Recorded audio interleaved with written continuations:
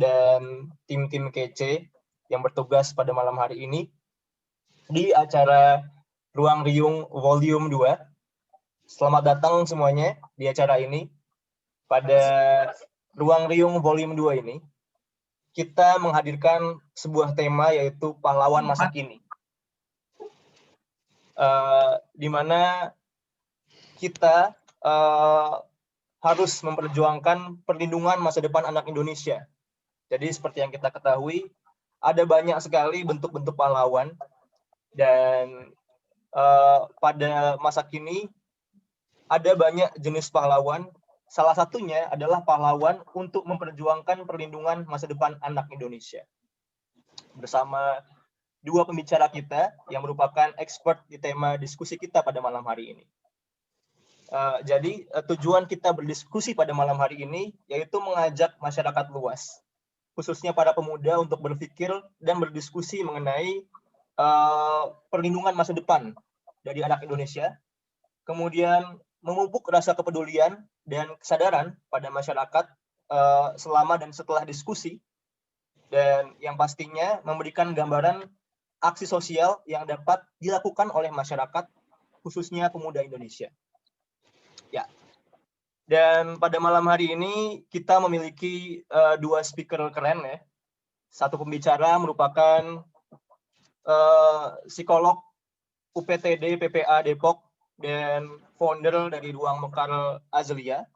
Dan satu pembicara lagi, tadi sempat terputus.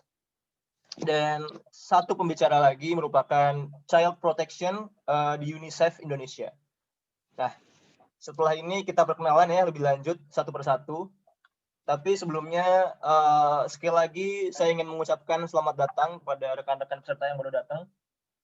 Dan saya ingin mengucapkan terima kasih juga kepada para peserta yang telah meluangkan waktu.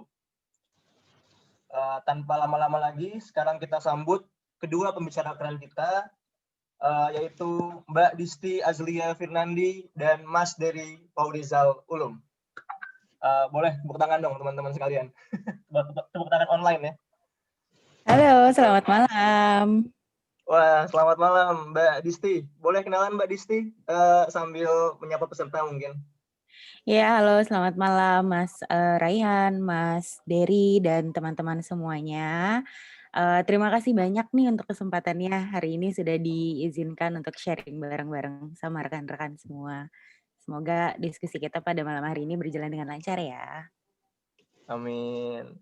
Kita yang terima kasih Mbak Disti sudah berkenan untuk mengajarkan kita mengenai ini ya, bagaimana nih cara menjadi orang tua yang penyayang mungkin. Kita belajar bareng nanti ya. Iya, siap. Oke, selanjutnya pembicara yang tidak kalah keren, yaitu Mas Dery. Selamat malam Mas Dery. Boleh Halo Mas dikit, Rehan, teman-teman semua, Mbak Disti, apa kabar? Makasih ya udah mengundang. Mantap. Gimana kabarnya Mas Dery? Baik nih, Depok lagi hujan. Ini kayaknya jauh-jauh ngundang pembicara buat ke teman-teman di mana berada. Saya sama Mbak Disti sama-sama dari Depok. Betul, Waduh. ternyata kita satu lokasi ya Mas ya. Iya deh, Iya. mudah-mudahan sehat semua ya. Amin. Iya, amin. Mudah-mudahan pembicara di sini juga sehat-sehat semua. Iya. Kalau gitu, sebelum kita mulai diskusi pada malam hari ini, saya ingin menginformasikan bahwa setelah pembacaan materi akan ada sesi tanya jawab atau diskusi. Jadi monggo rekan-rekan, teman-teman, silakan jika ada pertanyaan bisa langsung ditanyakannya via chat. Nanti pasti akan dengan senang hati saya bacakan, dan dua speaker yang kece kita ini dengan senang hati akan menjawab ya, tentunya Mas Dery atau Mbak Disti. Alright, langsung aja. Saya juga udah nggak sabar ingin bacain CV dari kedua pembicara kita yang kece-kece ini. Yang pertama ada Mbak Disti Azlia Firnandi yang merupakan pembicara kita yang pertama.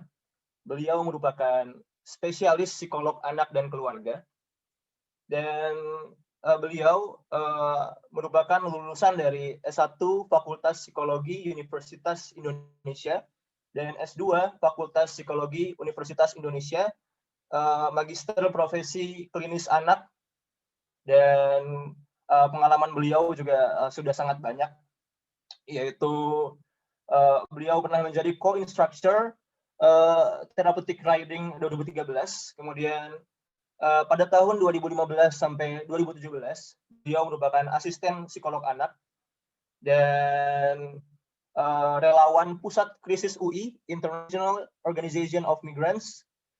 Kemudian beliau merupakan psikolog anak associate di banyak lembaga ya, yaitu ada Rumah Main Preschool Bintaro, kemudian Klinik Terpadu Universitas Indonesia, kemudian Ruang Mekar Azlia, dan yang terakhir ada Klinik Kancil.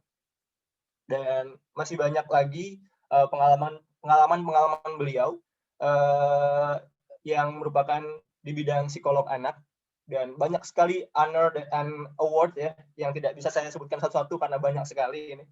Dan tentunya teman-teman juga udah tidak sabar lagi, maka dari itu kita lanjut ke sesi yang udah ditunggu-tunggu. Kepada Mbak Disti, waktu dan tempat kami persilahkan. Ya, terima kasih Mas Raihan. Mungkin apakah ada yang bisa membantu saya untuk share screen materi? Oke. Baik, tanpa berlama-lama mungkin kita mulai aja untuk materi pada malam ini. Di kesempatan kali ini saya akan membahas tentang memperjuangkan perlindungan masa depan anak Indonesia, bagaimana cara penanganan korban kekerasan anak secara psikologis. Dan mungkin nanti di akhir kita bisa akan lebih banyak diskusi tentang apa sih yang bisa kita lakukan sebagai masyarakat untuk mendukung anak-anak ya dan menghindari mereka dari tindakan-tindakan kekerasan seperti itu. Bisa di next? Ya, mungkin tadi ini sudah dijelaskan oleh Mas Raihan. Kita bisa ke slide selanjutnya. Ya, ini adalah beberapa materi yang akan kita bahas. Kita next saja, Mas. Oke, sebelum kita berbicara tentang penanganan kekerasan pada anak, tentu kita harus tahu apa aja sih sebenarnya jenis-jenis kekerasan. Mungkin teman-teman di sini juga udah pada tahu ya beberapa jenis-jenis kekerasan. Ini saya hanya agak membahas sedikit aja.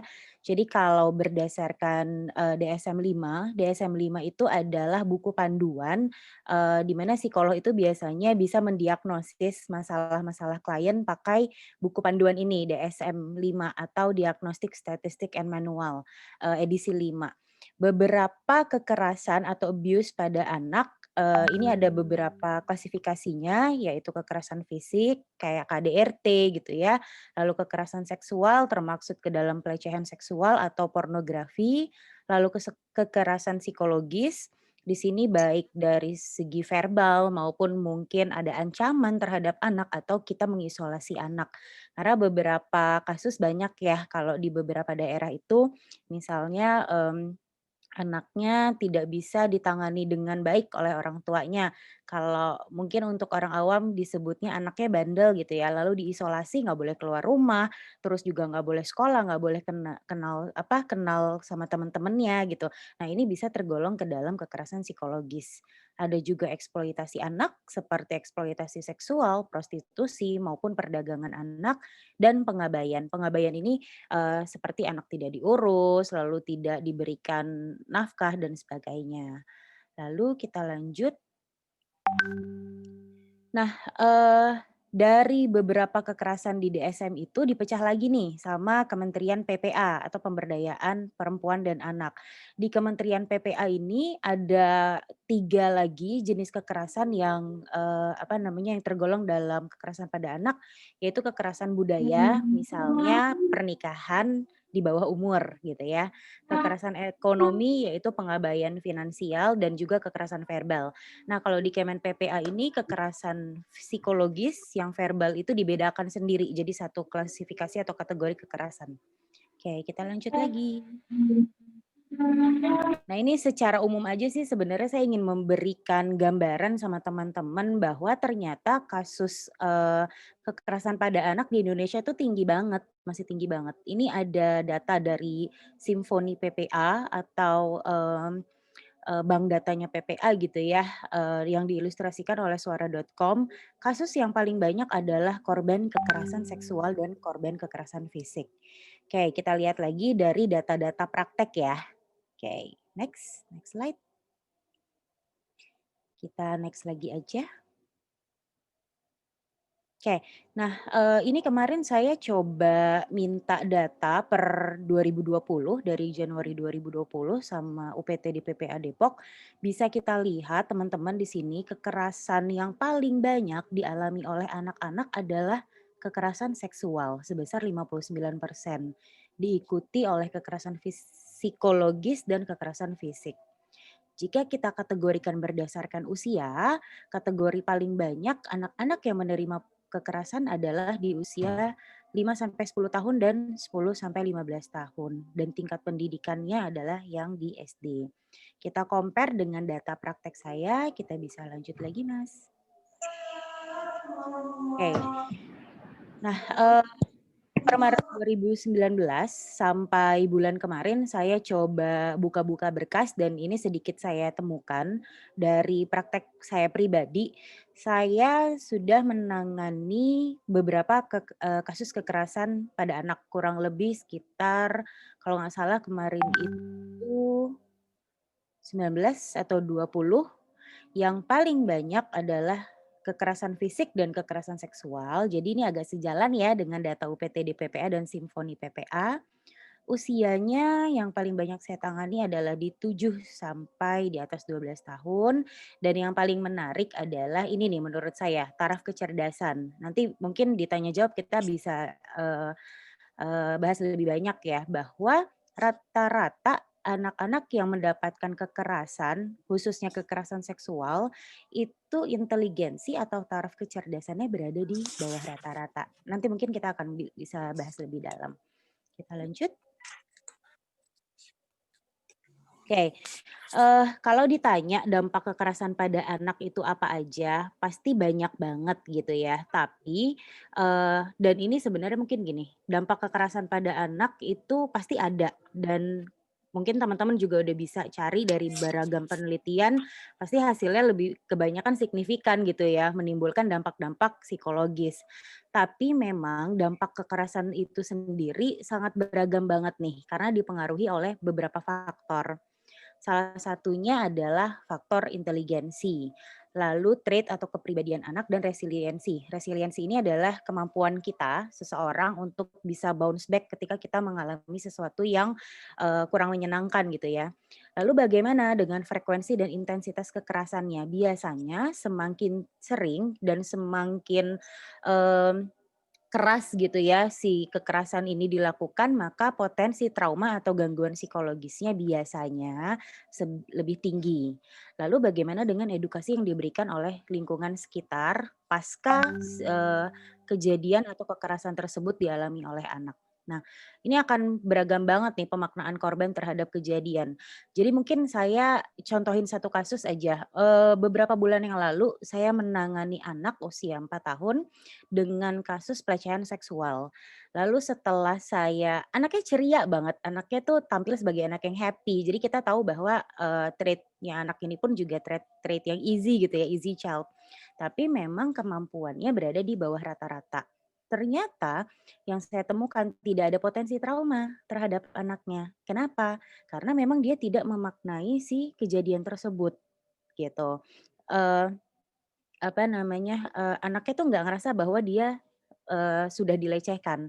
Dia kira dia diajak main, sehingga trauma-traumanya nggak keluar nih, tapi ada dampak yang lain, yaitu perilaku sexual behavior yang munculnya lebih awal, seperti itu. Jadi kalau ditanya dampaknya ini akan sangat beragam banget tergantung dari kasusnya dan juga dari anaknya. Kita bisa lanjut. Nah, beberapa di antaranya adalah, dampak, terhadap perkembangan dan dampak terhadap isu kesehatan mental.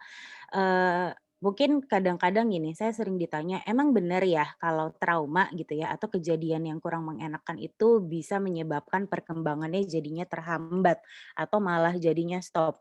Nah, di sini mungkin yang ingin saya tekankan adalah, udah banyak juga sebenarnya penelitian-penelitian yang dilakukan bahwa ketika anak sering mendapatkan perlakuan yang tidak menyenangkan, terutama kekerasan pasti ya salah satunya, secara anatomi otaknya memang berbeda. Letaknya di mana? Yang paling pertama adalah di, prefrontal cortex, itu ada di bagian depan kepala ya. Ini yang mengatur executive function. Jadi bagaimana anak bisa membangun planning, bagaimana anak bisa, apa namanya, memiliki cognitive flexibility dan impulse control. Cairan di dalam otaknya lebih sedikit dibandingkan anak yang tidak mendapatkan kekerasan. Lalu ada beberapa area otak yang juga aktivitasnya abnormal dan bentuknya abnormal. Sehingga pasti jadinya berpengaruh terhadap perkembangan, baik dalam perkembangan kognitifnya maupun sosial emosionalnya. Lalu tentunya akan ada, dampak terhadap, isu kesehatan mental ya. Kalau dalam praktek saya yang paling banyak saya temukan itu ada di kecemasan, attachment issue, dan trauma. Nah, kenapa nih bisa anak-anak sampai mengembangkan kecemasan? Pada prinsipnya kan, kita sebagai individu itu pasti butuh basic needs ya. Setelah basic needs kita butuh ngerasa secure berada di lingkungan kita, bahwa kita ada apa, aman berada di sini, nggak akan ada orang lain yang bisa menyakiti saya gitu, saya berada dengan orang terdekat saya dan orang terdekat saya bisa melindungi saya.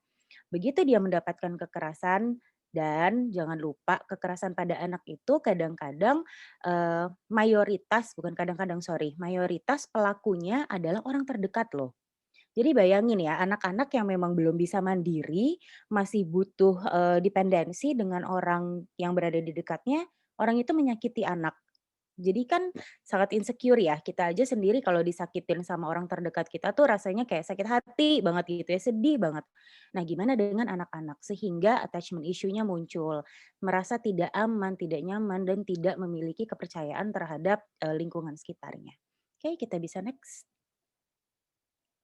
Oke, ini adalah nanti mungkin ini kita bisa bahas lebih lanjut, tapi sekedar menjelaskan aja. Jadi, biasanya kalau anak, normal itu, kalau ada stimulus gitu ya, misalnya kayak ada orang yang lagi ngomong gitu, responnya itu adanya di sini, window of tolerance, normal. Tapi untuk anak-anak yang memiliki trauma, bisa jadi dia berada di low arousal atau high arousal.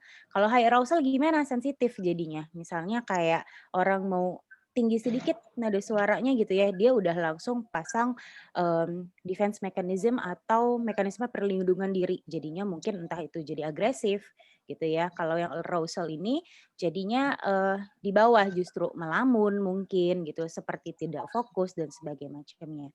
Kita lanjut. Nah, yang harus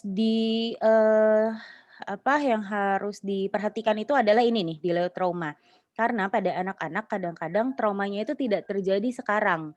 Mereka bisa aja happy setelah mendapatkan perlakuan yang tidak menyenangkan. Salah satunya ya yang paling signifikan adalah di, pelecehan seksual. Karena mereka nggak tahu mereka sedang dilecehkan, gitu. Tapi nanti seiring dengan waktu mereka paham tentang lingkungan, mereka banyak dapat pengalaman dan pengetahuan baru, mereka baru sadar bahwa, "Oh oke, ternyata dulu saya mendapatkan perlakuan yang tidak menyenangkan ya," sehingga traumanya baru muncul di kemudian hari. Atau bisa aja ketika mereka mendapatkan hal kurang menyenangkan di-repress, ditekan gitu kan. Lalu di kemudian hari begitu ada trigger-nya baru traumanya muncul. Ini yang perlu banget, tanda kutip, "dijaga" gitu ya, agar delay traumanya ini bisa kita minimalisir. Next.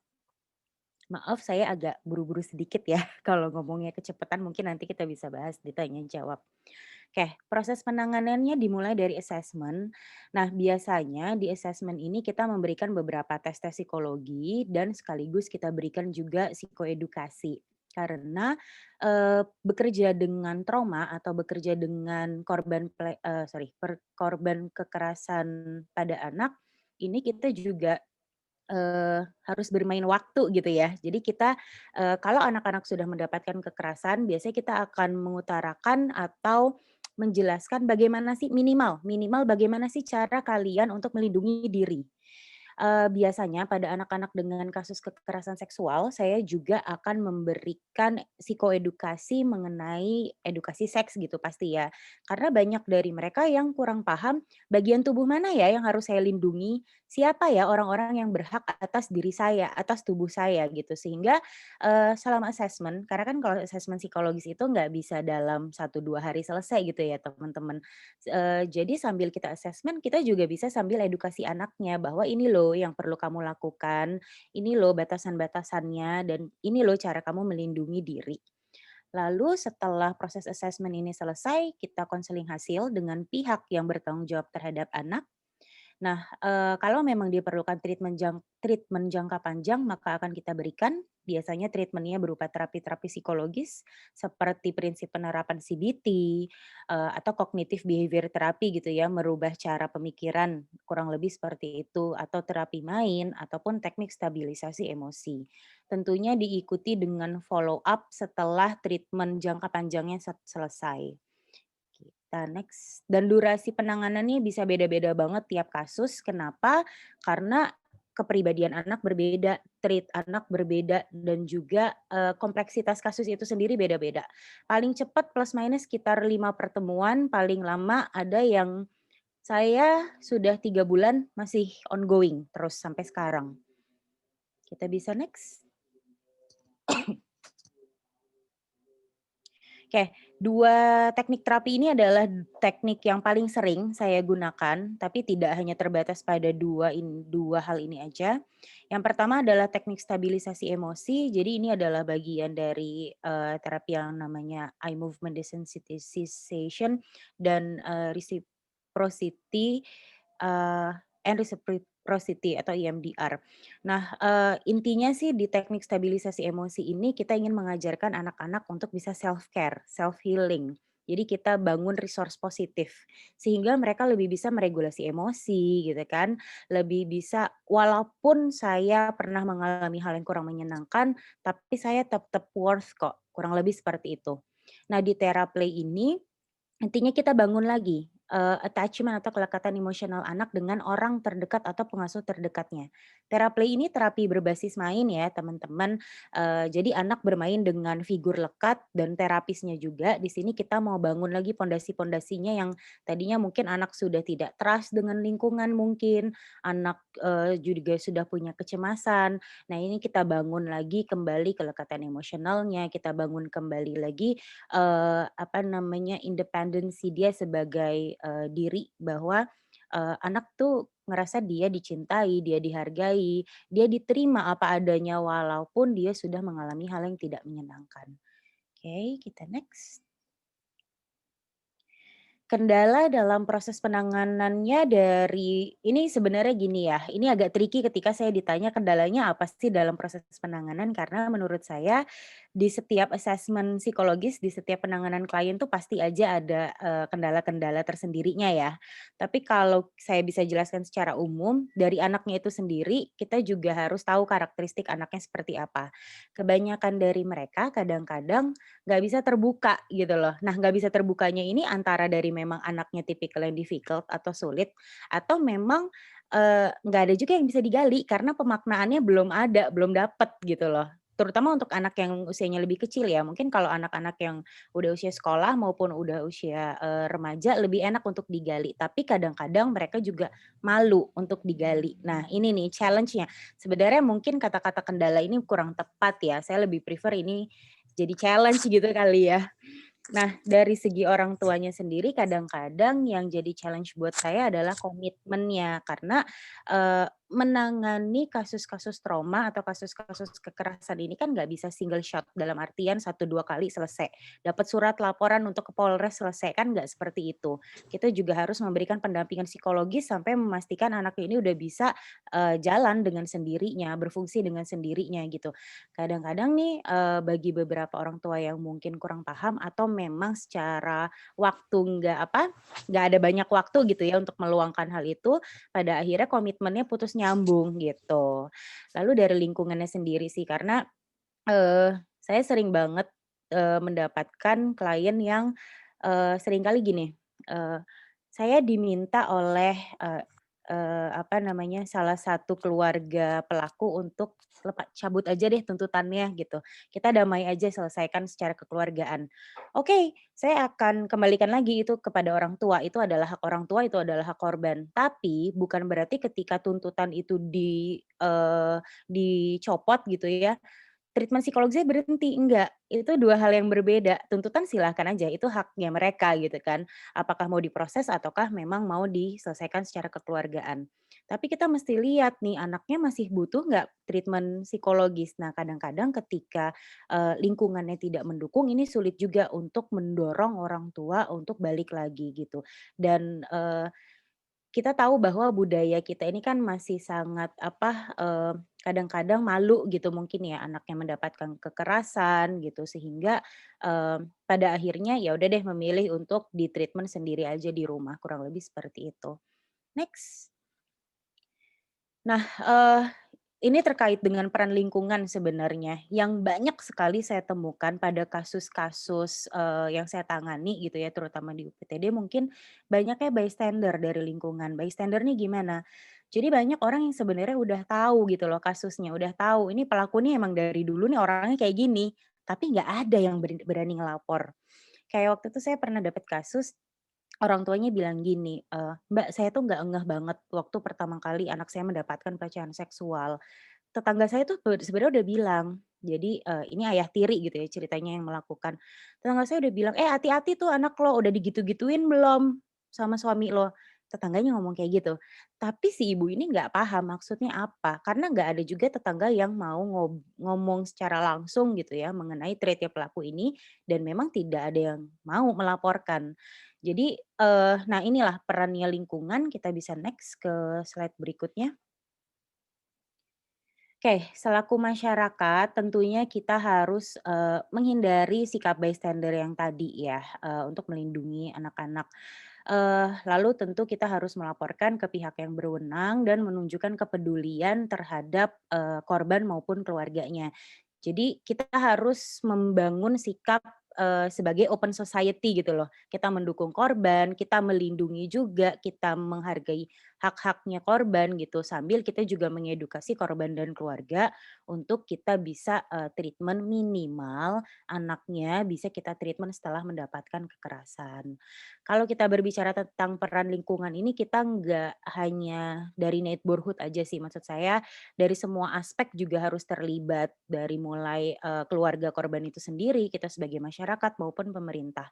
Jadi, kita bisa menciptakan suasana yang open society, walaupun kita paham anaknya juga sudah mendapatkan kekerasan, kita, kita tetap welcome dan kita menjadi, lingkungan yang nurturing ya untuk anak dan keluarga korban itu sendiri. Sehingga mereka juga yakin bahwa, oh tindakan mereka untuk melaporkan ke jalur hukum ataupun mendapatkan pendampingan psikologis, itu adalah tindakan yang benar.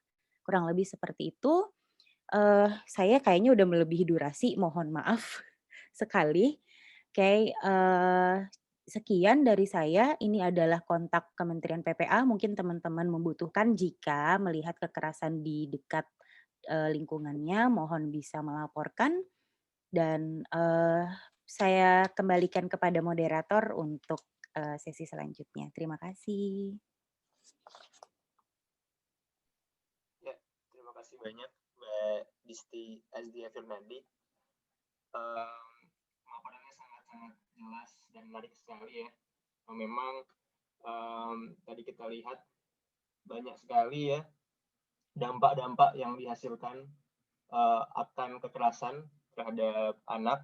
Ada intelijensi, trait, resiliensi, dan banyak hal. Banyak sekali yang bisa kita diskusikan juga ya mengenai delay trauma dan lain sebagainya. Namun teman-teman tahan dulu mengenai pertanyaannya, atau mungkin bisa langsung chat di kolom komentar juga nggak apa-apa. Karena setelah ini akan ada pembicara yang tidak kalah kece juga, dan pembahasannya juga menarik, yaitu tentang bullying. Beliau adalah Mas Dery Ulum. Selamat malam Mas Dery. Halo malam Mas Rehan. Iya, Jelas suara ya, oke. iya. Jadi Mas Dery Ulum, saya akan bacakan dulu CV-nya teman-teman. Mas Ya. Dery Fahrizal Ulum adalah lulusan S1 FISIP UI. Beliau merupakan graduate Faculty of Social and Political Science dan sekarang sedang menempuh pendidikan master di New York University, USA. Beliau juga pernah mengikuti non-degree program dari Korean Development Institute. Wah, di Korea, Mas ya? Di tempatnya Mas Rehan ya. Iya. Kemudian ada, beliau juga merupakan Certified Social Norms and Social Change course yang diadakan oleh University of Pennsylvania and UNICEF ya di USA. Dan pengalaman kerja juga banyak teman-teman. Beliau pernah bekerja sebagai R&D di Pertamina Foundation pada tahun 2012. Kemudian merupakan Political Division Staff di US Embassy di Indonesia tahun 2014. Luar biasa sekali. Pernah juga menjadi co-consultant United Nations Population Fund atau UNFPA di Jakarta. Kemudian merupakan Peer-Based Violence Prevention National Consultant di UNICEF Makassar dan Semarang tahun 2016 sampai tahun 2018. Beliau juga merupakan Child Protection Officer, Output and Budget Manager UNICEF Jakarta. Dan masih banyak sejumlah pengalaman kerja, penghargaan, dan honor yang tidak bisa saya sebutkan satu persatu karena saking banyaknya. Kalau saya sebutkan mungkin bisa sampai subuh nih teman-teman. Bisa aja Mas Rehan nih, canda. Dan ya, ini juga merupakan bahasan yang menarik ya, merupakan bullying.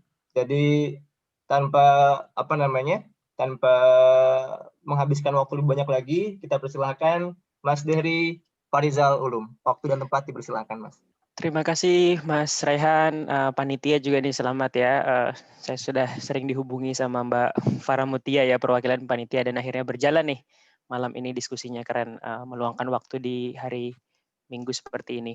Saya izin share ya, Mas Rehan, enak dan tidak enaknya pembicara terakhir itu kayak, wah udah disampaikan semua sama Mbak Disti, jadi kita tinggal nambahin gitu kan. Gak enaknya terus aku mau ngomong apa gitu. Oke, aku karena khusus bullying kali ya, ini khusus topiknya bullying. Tadi Mbak Disti banyak banget tentang kekerasan. Jadi mungkin ada beberapa diskusi nih. Enak juga kalau kita istilahnya jumlahnya segini bisa diskusi TikTok aja ya. Panitia, peserta semua bisa nanya. Dia ada peta dunia gitu. Mau bilang selamat datang di dunia baru ke teman-teman nih. Judulnya ya serem nih, pahlawan masa kini ya di diskusi ini. Sekarang dunia masa kini eranya baru kan teman-teman ya. New normal. Jadi apa yang kita impikan dulu, kayaknya mau keliling dunia gitu ya. Saya ingin jelajahi setiap negara yang ada di bumi ini, sekarang bisa berubah. Sekarang kita keliling dunianya di dalam kamar masing-masing gitu. Menempuh cita-cita di kamar masing-masing. Terlebih lagi anak-anak. Anak-anak sekarang interaksi di kamar masing-masing, di rumah masing-masing. Ini menimbulkan banyak potensi kekerasan kalau tadi Kak Adisti bilang, yaitu di ranah cyber ya, ranah media sosial. Tapi kita akan bahas dulu tentang itu nanti. Yang jelas saya cuma ingin katakan, sekarang banyak berubah. Tapi kalau bagi saya kok rasanya sama aja. Sekarang saya bisa diskusi nih sama teman-teman yang di Korea, di Amerika, di Brazil, dimanapun, di saat yang sama. Itu bagi kita yang punya akses ke internet dan tahu cara menggunakannya. Gimana nih sama anak-anak? Saya ajak lu jalan-jalan nih ke satu daerah ya. Bayangkan kita ada di satu tempat di Indonesia, indah gitu ya tempatnya, di pantai. Bayangkan perasaan kita kalau ada di tempat ini nih, ya, kondisi ideal ya, sebelum COVID. Anginnya sejuk, mungkin banyak orang main layangan, berenang, minum es kelapa gitu ya, ada nelayan, ada anak lari-larian. Sesekali kita juga cemplung-cemplungin kaki gitu ya. Coba lihat lebih dekat, kalau lebih teliti mungkin teman-teman bisa lihat anak-anak di sana. Teman-teman lihat di gambar di layar, kelihatan nggak tuh kalau yang pakai laptop atau HP di Zoom? Di pantai ini mungkin ada anak-anak. Kalau nggak kelihatan, saya bantu Zoom. Itu sosok anak-anak. Ini saya ya. Saya beberapa tahun yang lalu masih anak. Tumbuh dan berkembang di satu pulau di Indonesia, Pulau Lombok saya sebut deh. Keindahannya orang sudah banyak yang tahu. teman-teman mungkin yang di Indonesia sudah sering ke Bali, ke Lombok kayak gini. Hidup di Indonesia itu kalau bicara keindahan, bicara lingkungan, nggak usah dideskripsikan lagi deh. Tapi kita lihat lingkungan sekolahnya, lingkungan pergaulannya. Kelas 8, bukan, kelas 7. Saya baru lulus SD di sekolah. Saya nggak tahu nih ada satu sekolah, nggak usah disebut deh sekolahnya ya, pulaunya boleh disebut. Masuk ke situ, wah bangga banget nih masuk ke SMP ini, favorit gitu loh di kota ini gitu ya. Ke lapangan, saya waktu itu masih ingat keluar koridor dari pintu masuk tuh langsung lapangan basket. Ada anak yang bilang, saya masih gendut waktu itu ya, jujur, gendut mau berantem nggak gitu katanya. Saya bilang nggak mau, ngapain berantem, tapi kita mau katanya. Disenggol-senggol, terus dikira saya adalah anak orang kaya kali gitu ya, terus minta duit, dia bilang saya nggak mau, saya lari, lapor ke orang tua, saya bilang sekolah di sini kayaknya agak sulit nih kalau teman-temannya kayak gini gitu. Jadi alhasil kayaknya nggak mau sekolah di situ gitu. Oke, tapi itu satu kisah. Nggak tahu ya kisah anak lain. Saya sih senang tumbuh di sini, punya banyak teman, bergaul, punya support system yang baik. Ini saya. Tapi anak-anak di luar sana juga yang tidak hanya SMP, SMA, SD gitu ya.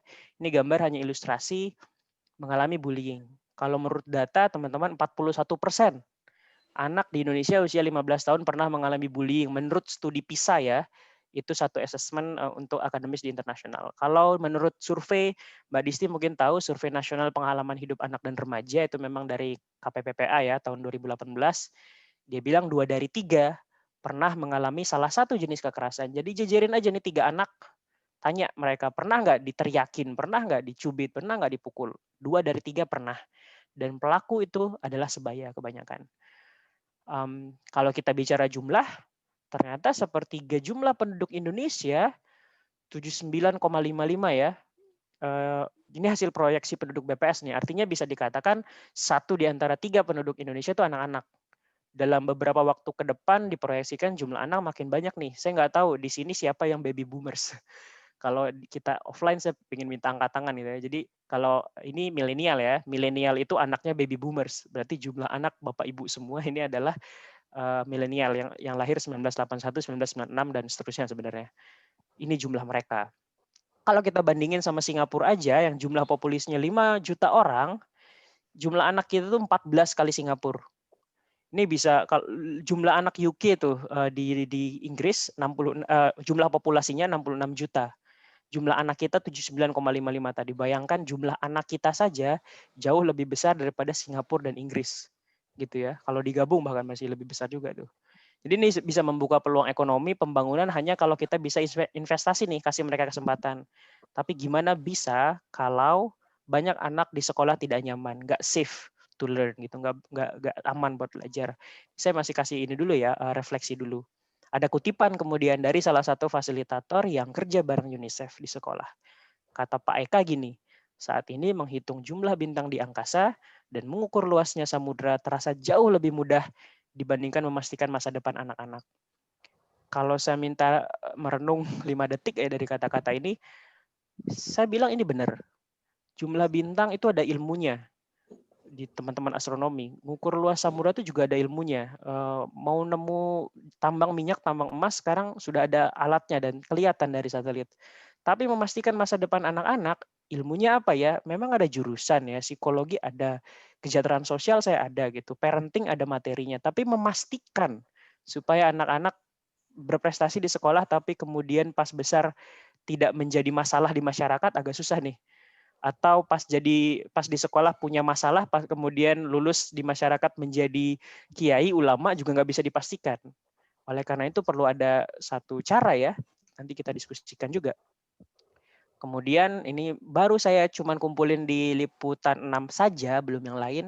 Nggak usah kita detailkan satu-satu, tapi ternyata banyak teman-teman yang namanya bullying, disuruh makan kotoran, disuruh ditampar, kemudian akhirnya gantung diri. Tadi Mbak Disti bilang banyak banget akibatnya ya. Bahkan penyintas kanker pun dibully, geng sekolah paksa selfie bugil ketua kelas dan lain-lain. Ini mengerikan. Dan ini sesuatu yang kayaknya nggak wajar nih. Bukan kayaknya, tidak wajar kalau anak-anak, adik-adik kita begini. Kemudian kita masuk definisi. Kalau bullying, menurut WHO itu dia bisa pakai kekuatan fisik atau psikologis secara agresif untuk ke pihak lain. Nah, yang penting ini ditekankan ciri-cirinya sih teman-teman. Sebagian mungkin dari kita sudah tahu. Ada 3. Bullying itu sengaja, berulang, terdapat perbedaan kekuatan. Sekali lagi dia harus sengaja, berulang, terjadi perbedaan kekuatan. Agak sulit dikatakan bullying ketika kita tidak sengaja misalkan nyenggol teman ketika lewat di sekolah gitu kan, tidak sengaja menyakiti sampai dia jatuh gitu kan, tidak sengaja sampai sakit gitu kan. Dia harus berulang karena tiap hari ketemu, tiap hari diejek, tiap hari dipukul gitu. Dan dia harus ada perbedaan kekuatan sehingga dikatakan bullying. Artinya apa?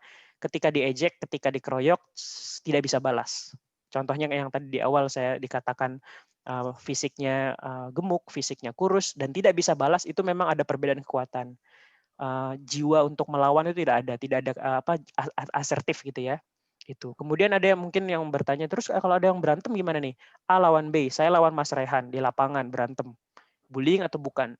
Itu bukan bullying, itu perkelahian. Agresif gitu ya. Perilaku agresif yang dilakukan secara fisik. Bukan berarti guru atau orang tua bukan bullying tuh, biarin aja mereka berantem. Tidak. Tapi kenapa bullying akhirnya berbahaya? Karena ada satu pihak yang kekuatannya berbeda di antara pihak yang lain. Makanya ini anak itu akan terjerat jaring yang nggak bisa lepas gitu loh karena dibully. Oke, saya banyak lewat aja ini bentuk. Kalau bentuk udah tahu ya, fisik, verbal, sosial, cyber. Kemudian ketika ditanya alasannya, saya nggak taruh sumber lagi. 5.000 anak nih ditanya satu wawancara secara global, beberapa alasan kenapa sih saling bully.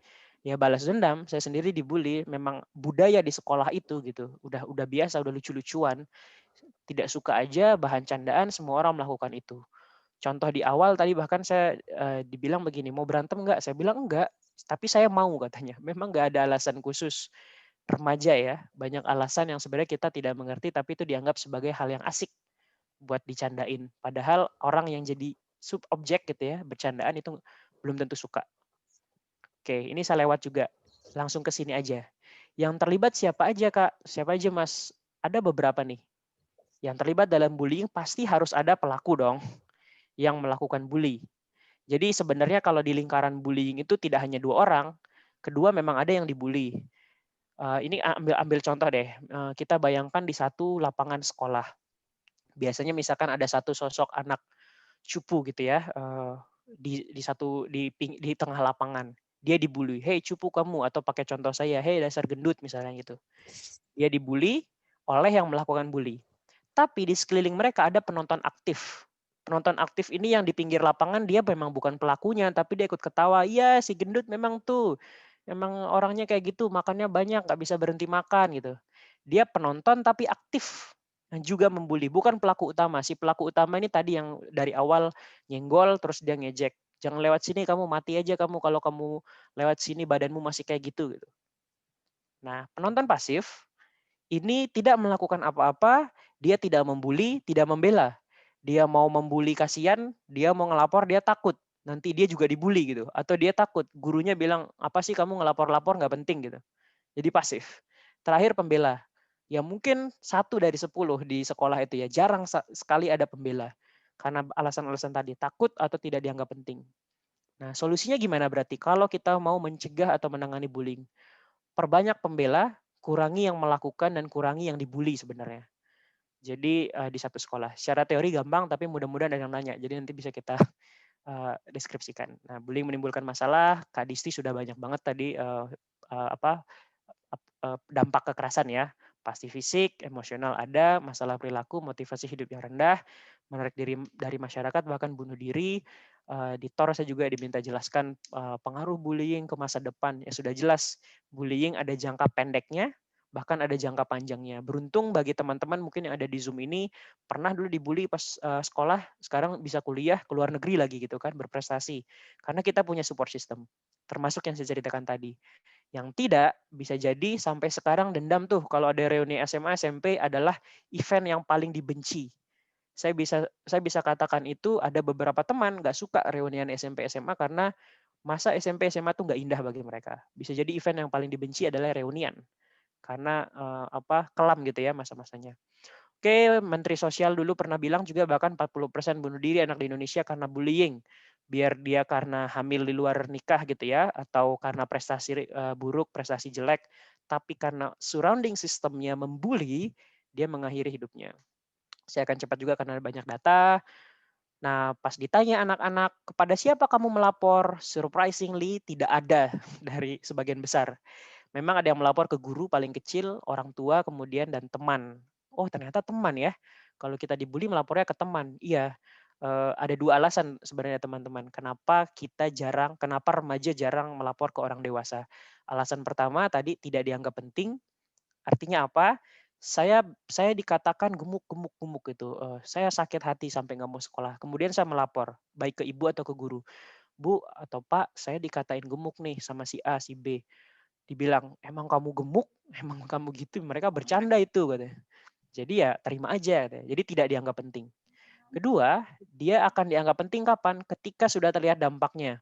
Ada sayatan, ada luka, ada memar, bahkan mungkin nyawanya sudah hilang, baru tuh media heboh, sekolah heboh, semua heboh membuat pernyataan bahwa ini harus diakhiri kayak gitu. Itu salah satu fakta menyedihkan sebenarnya ya, sehingga nanti dianggap pentingnya. Kemudian mungkin ada satu titipan juga cerita tentang menumpas perundungan ya. Teman-teman kalau lihat di media karena UNICEF ya, David Beckham pernah datang juga tuh bela-belain dari negaranya ke sini selain untuk membantu memberikan dukungan gitu ya kepada Indonesia melalui UNICEF, juga sebenarnya ingin mengapresiasi anak-anak yang pernah atau sedang melawan bullying. Mungkin kisah Seripun teman-teman bisa lihat ya di Google. Tapi ini hanya ilustrasi. Jadi Seripun dengan David Beckham, kenapa David Beckham datang akhirnya ke Indonesia, itu bisa dibaca. Tapi sama cerita yang lain. Mungkin sebut saja namanya Wati ya. Wati ini juga sekolah di salah satu SMP di Jawa. Wati cerita ke kita. Dia bilang dulu waktu kelas 1 SMP, ini rentan loh teman-teman ya. Saya pribadi juga kelas 7, teman-teman juga mungkin waktu SMP mengalami kerentanan ini. Karena transisi sih, SD ke SMP, itu transisi anak-anak ke remaja, kemudian SMA mungkin sudah lebih dewasa, mungkin ya, tapi Kak Disti bisa mengklarifikasi, sekarang usia SD, PAUD pun bisa bullying ya, karena media gitu. Nah, saya mau cerita, Wati pas kelas 7, dia masuk ke sekolah, sering banget ditahan nih sama laki-laki, teman-teman laki-lakinya. Dipukul pakai ember bergiliran. Jadi kepalanya itu dimasukin ke dalam ember, teman-teman, dipukul bergiliran sama laki-laki, bahkan ditendang sampai dia mimisan di dalam ember. Itu dianggap lucu-lucuan gitu kan. Nah, dia takut dia takut untuk melapor sampai akhirnya dia memutuskan untuk melapor karena udah nggak tahan lagi. Kenapa bisa diselamatkan? Guru akhirnya tahu cara mengatasinya dibandingkan menghukum si para pelaku dan dibandingkan penyelesaian instan gitu ya. Hati-hati ketika kita menjadi pendidik, kita mengumpulkan korban dan pelaku bersamaan. Misal, Wati kamu dibully ya sama si Ratna? Iya. Ratna kamu ngebully Wati ya? Iya gitu. Sekarang kalian maaf-maafan, selesai. Kemudian disuruh bubar gitu kan. Oke, kalian jangan bully lagi. Ini hati-hati. Jadi penyelesaian baik memang nanti kita bicara mungkin di sesi tanya jawab ya. Harus ada pemisahan. Kasih mereka time off dulu, pisah, jangan sampai mereka digabung gitu. Dan yang lebih penting, guru juga harus menganggap ini hal yang serius. Bukan hanya karena sudah ada darah, tapi sudah ada melapor. Pastikan, oke, kamu melapor, kamu melakukan hal benar. Tidak pernah ada hal yang salah ketika ada siswa yang melapor sekecil apapun masalahnya. Singkat cerita, perlu dibentuk sih memang di satu sistem sekolah atau komunitas sebenarnya. Kalau KPPA punya forum anak gitu ya di komunitas, di sekolah juga harus ada agen perubahan. Nanti kita cerita lagi nih, karena waktu saya 15 menit, jadi mungkin nggak harus detail. Agen perubahan yang bisa melapor, yang bisa juga jadi watchdog, atau bahkan agen perubahan juga diciptakan bukan pilihan guru, tapi orang-orang yang memang populer, itu satu, bisa didengar guru, itu dua, dan yang ketiga juga dipercaya sama teman-temannya. Sehingga dia bisa mencegah sama melapor kalau ada kasus bully. Oke. Kemudian akhirnya kenapa efektif? Saya rasa sih Wati juga akhirnya gabung jadi agen perubahan. Jadi agen perubahan ini saya langsung skip ke slide terakhir, bahkan kedua terakhir, itu ada satu pendekatannya teman-teman. Saya nggak tahu kalau sudah ada yang familiar juga dengan Roots atau disiplin positif, terlebih lagi dengan UNICEF di Indonesia. Kenapa perlu ada pencegahan perundungan untuk siswa dan ada penguatan untuk guru disiplin positif, karena dua-duanya harus dikuatkan kalau kita bicara bullying, terutama di sekolah. Disiplin positif bisa juga buat orang tua. Kenapa? Ketika kita bicara disiplin positif, guru itu jadi paham, orang dewasa itu jadi paham untuk menangani misbehave, perilaku salah. Anak yang dibully itu bisa jadi dia punya kerentanan, tidak pede, memang terlihat banget karakternya yang paling rentan dibully, karena yang suka dibully biasanya yang paling dalam tanda kutip, paling gemuk, paling kurus, paling pendek, paling pintar, paling kurang prestasinya di kelas, paling berasal dari keluarga berpenghasilan menengah gitu, paling kaya, itu biasanya dibully. Dan pelakunya juga yang punya masa lalu juga bisa memungkinkan, bisa diskusikan lebih jauh nanti. Nah, sehingga perlu ada penguatan di dua sisi ya, ke gurunya disiplin positif dan ke siswanya. Di mana siswa mungkin karena bahaya nih kalau penyelesaian di sekolah dianggap one time off sosialisasi ke 500 siswa, kemudian sosialisasi selama 3 jam, tanya jawab, ditinggal dianggap sudah selesai mencegah bullying, itu salah besar. Harus ada yang memang intensif, 1 semester, 1 tahun, kalau memang kekuatannya tidak cukup untuk mengintervensi semua siswa, memang harus ada perwakilan siswa yang tadi dianggap agen perubahan. Apakah perwakilan kelas, apakah siswa-siswa yang ditunjuk langsung oleh temannya, dan ini hindari siswa-siswa yang biasanya tokenistik, artinya ketua OSIS, paling pintar, paling suka ikut lomba, tidak akan berhasil. Kenapa? Mereka didengar sama guru, tapi mereka tidak akan didengar sama siswa yang biasa berbuat onar. Oke, mudah-mudahan ini nanti bisa jadi satu diskusi. Dan tadi ini kita bicara eksternal yang harus dikuatkan. Sistem sekolah, gurunya, disiplin positif, siswanya jadi agen perubahan. Tapi kalau kata Bruce Lee untuk menutup ya, selain eksternal, internal juga penting. Jadi kita bisa fighting without fighting kalau kata Bruce Lee. Ini satu riset juga membuktikan dari teman-teman yang melakukan program-program pengembangan remaja ya di UNICEF adalah life skill education, kecakapan hidup. Itu penting supaya masing-masing dari anak bisa mengatakan tidak, bisa juga ketika dibully dia merespon tapi secara nggak agresif gitu loh. Kayak misalkan, "Dari kok kamu gemukan?" gitu. "Oh iya, memang saya banyak makan, ini sengaja supaya saya nggak mati besok, jadi makan terus," gitu. Ada satu respon yang bisa dibalik secara lembut gitu. Dan ini juga bahaya sebenarnya ya, norma sosial di masyarakat Indonesia terutama ketika bertemu sama sebaya, sama teman lama, yang diincar adalah fisik gitu, body shaming gitu kan. Dan sosial media juga harmful dari berbagai sisi. Salah satu penelitian dari USA juga bilang, nah di national radionya USA, dia bilang sosial media, 50% pengguna sosial media itu merasa stres. Kenapa? Mereka lihat konten-konten itu ideal. Rasanya kehidupan orang-orang di media sosial itu ideal. Kita jarang posting di Instagram tuh yang jelek-jelek dong. Pasti pas makan enak, pas berprestasi, pas keluar negeri, pas kumpul sama keluarga. Sehingga kita semua mindset kita, hidup itu kok kayak mereka gitu. Saya harus punya mobil yang baru, jadi saya bisa posting konten gitu. Seolah-olah kita dikejar sama konten setiap hari. Dan juga kenapa harmful di satu sisi, karena banyak konten-konten yang kalau anak remaja susah saring. Jadi susah untuk saring sebelum sharing. Jadi jadilah banyak kata-kata yang sebenarnya bercandaan jadi singgung menyinggung, bullying dilaporkan, banyak akhirnya anak-anak yang berhadapan dengan hukum karena menyebarkan konten-konten yang sebenarnya tidak sesuai sama umurnya. Mudah-mudahan ini pas dulu ya, Mas Raihan, nanti kita bisa diskusikan lebih jauh tentang bullying karena tadi saya nggak detail-detail banget sih. Terima kasih. Ya, terima kasih Mas dari Ulum atas pemaparan materinya. Sangat menarik. Tadi juga ada kutipan yang cukup ramai ini dikirim di grup TPI Dunia karena sangat menarik dari Bapak Eka Simanjuntak ya. Saat ini menghitung jumlah bintang di angkasa dan mengukur luasnya samudera terasa jauh lebih mudah dibandingkan memastikan masa depan anak-anak. Ini saya sebagai engineer juga relate Mas Dery karena memang buat menghitung jumlah bintang di angkasa sekarang udah ada alatnya gitu. Terus juga metode perhitungannya juga sangat approach-nya udah ada gitu loh. Tapi memastikan masa depan anak-anak ini memang sangat sulit gitu. Jadi terima kasih banyak Mas Dery atas materinya yang sangat menarik. Mudah-mudahan setelah ini bisa kita diskusikan lagi. Dan sekarang kita masuk ke sesi tanya jawab. Dan di sini sudah banyak juga Mas dari Mbak Disti pertanyaan yang masuk di kolom komentar. Jadi akan saya bacakan ya, terutama buat pertanyaan-pertanyaan yang udah duluan ditanyakan. Dan ini masing-masing speaker juga boleh kalau misalnya nanti mau saling diskusi. Misalnya Mas Dery mau memberikan pandangan ke Mbak Disti atau sebaliknya, seperti itu.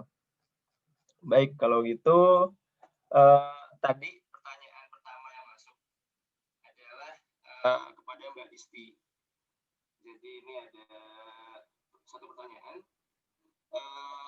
Mbak Disti izin bertanya, apa indikator utama trauma anak sudah hilang atau sembuh? Apakah beda sembuhnya indikator trauma anak usia balita, usia SD atau remaja? Ya, mungkin dari Mbak Disti dulu ya. Iya, baik. Terima kasih Mas Raihan dan terima kasih Mbak penanyanya adalah Gresika Bunga ya. Ya, Mbak Iya, Gresika Bunga, terima kasih untuk pertanyaannya. Oke, ketika kita mengatakan apa indikator apa saja indikator trauma, apakah anak ini sudah lepas dari trauma atau belum gitu ya, hilang atau sudah sembuh. Nah, gini, poin pertama yang perlu kita ketahui bersama, trauma itu bukan penyakit. Jadi, tidak bisa maksud saya gini, kalau kita sakit, kita batuk, dikasih obat, kita bisa sembuh, gitu ya. Mungkin ini perlu kita sepakati bersama nih, bahwa, gangguan-gangguan psikologis salah satunya trauma di dalamnya bukan merupakan penyakit. Jadi, mungkin kita bisa mengatakan apakah, trauma ini sudah lebih bisa, efektif gitu ya, sehingga tidak terlalu mengganggu keberfungsian anak itu sendiri gitu. Nah, tentunya ketika kita mengalami sesuatu hal yang kurang menyenangkan, mungkin kita direfleksikan juga kalau kita mendapatkan kejadian yang nggak enak gitu. Pastikan memorinya akan selalu ada gitu ya.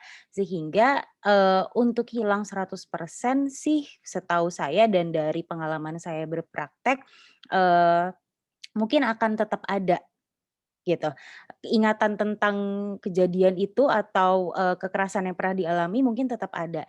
Hanya saja bagaimana anak ini bisa untuk berfungsi lebih baik walaupun, memiliki pengalaman yang kurang menyenangkan sebelumnya di masa lalu, kayak gitu.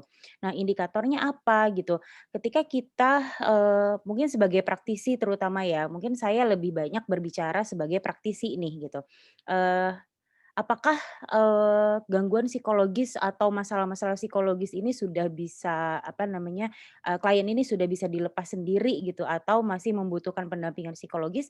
Indikatornya itu kita melihat yang pertama, apakah masalah ini masih mengganggu keberfungsian anak itu sendiri atau tidak?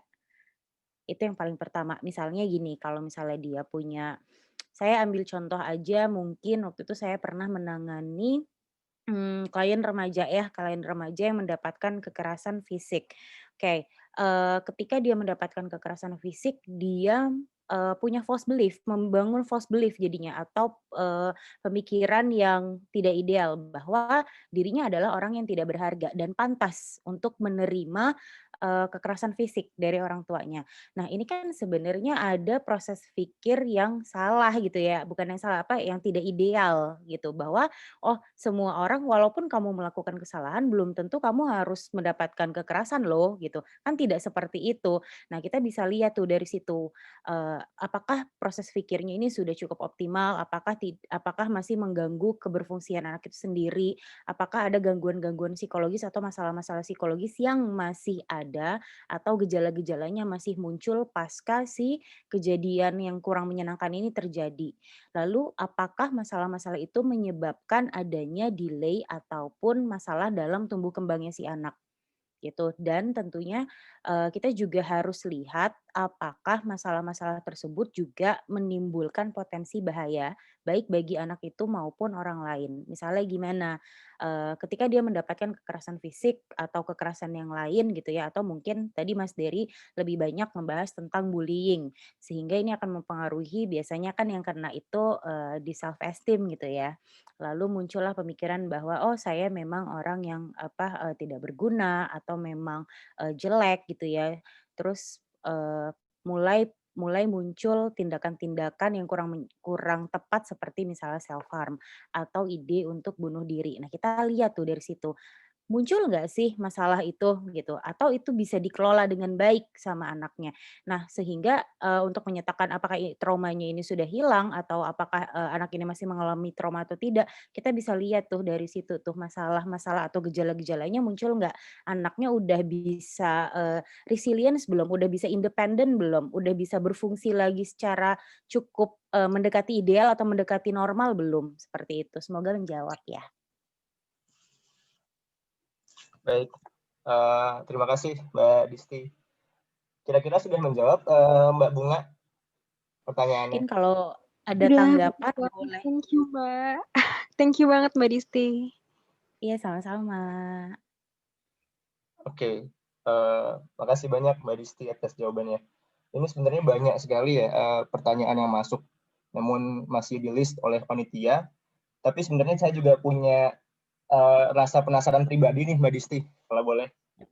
Jadi ini kan terkait dengan kekerasan pada anak. Biasanya dilakukan oleh orang tua. Maksudnya rata-rata orang terdekatnya kan. Dan kebanyakan memang orang yang paling dekat dengan anak adalah orang tua. Nah, biasanya hal ini terjadi karena pendisiplinan pada anak ya, Mbak Desti. Kalau saya baca di data UNICEF pada tahun 2019, kebanyakan kekerasan terjadi ketika kita mendisiplinkan anak-anak gitu. Kira-kira nih Mbak Disti, bagaimana sih cara mendisiplinkan atau mungkin mengajarkan anak tanpa melakukan kekerasan seperti itu? Karena kan setahu saya kekerasan tuh banyak bentuknya, ada kekerasan pendisiplinan dan lain sebagainya. Mungkin seperti itu Mbak Disti. Oke, terima kasih Mas Raihan, saya coba bantu jawab ya. Nah, inilah yang kadang-kadang kita tuh sebagai, orang tua ataupun orang awam masih, keliru dalam mendefinisikan disiplin. Mungkin saya mau tanya dulu sama Mas Rehan atau mungkin sama teman-teman yang lain, sebenarnya arti disiplin itu apa sih? Kalau dari bahasa Latin, arti disiplin adalah mengajarkan, Mbak Disti. Exactly, benar banget. Jadi sebenarnya disiplin itu berarti mengajarkan skill baru. Maaf. Maaf sebentar.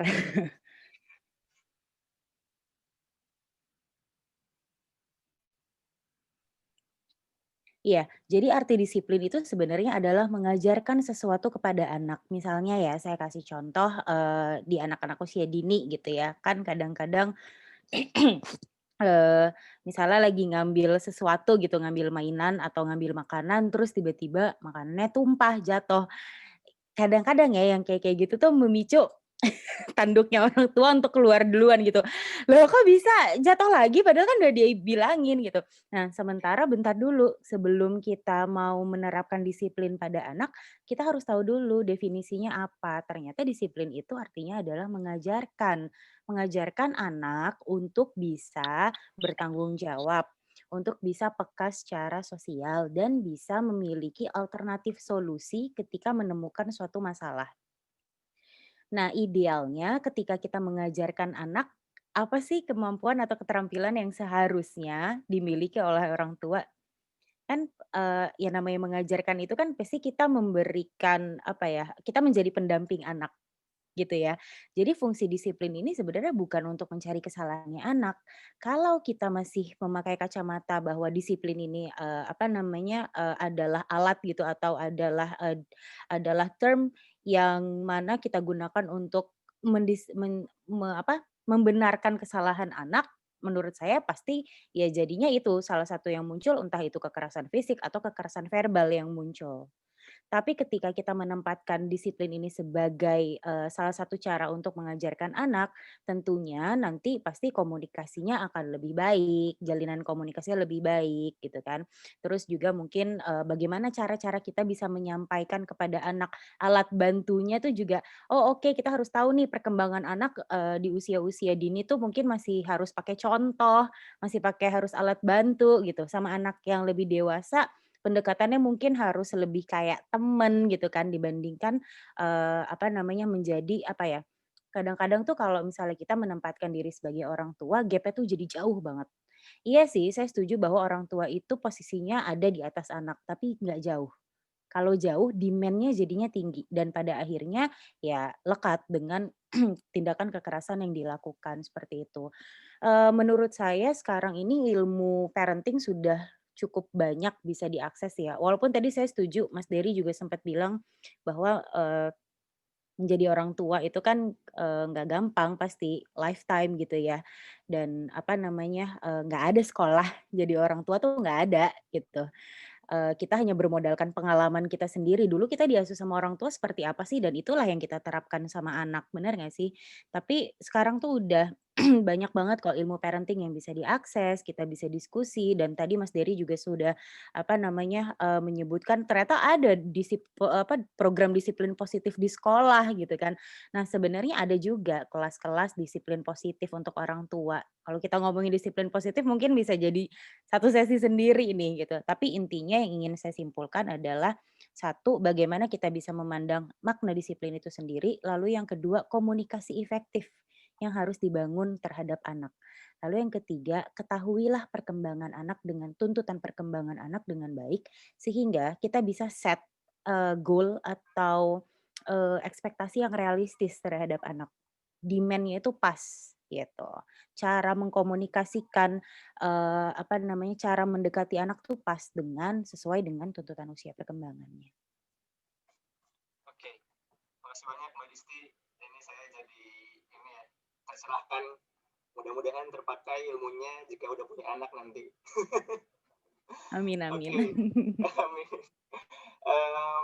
Baik, ini mungkin kita beralih ke pertanyaan untuk Mas Dery terlebih dahulu. Ada pertanyaan yang masuk, ini menarik untuk Mas Dery dari Mbak Yurta ya. Mas Dery, saya Yurta izin bertanya, bagaimana cara menyikapi munculnya groomer yang saat ini mulai mencuat ke permukaan baik secara kasus ataupun isu? Mengingat hal tersebut bagi sebagian orang di sekitar kita tidak menyadari kehadiran groomer tersebut. Oke. Terima kasih Mbak Yurta. Silakan Mas Dery. Terima kasih Mbak Yurta.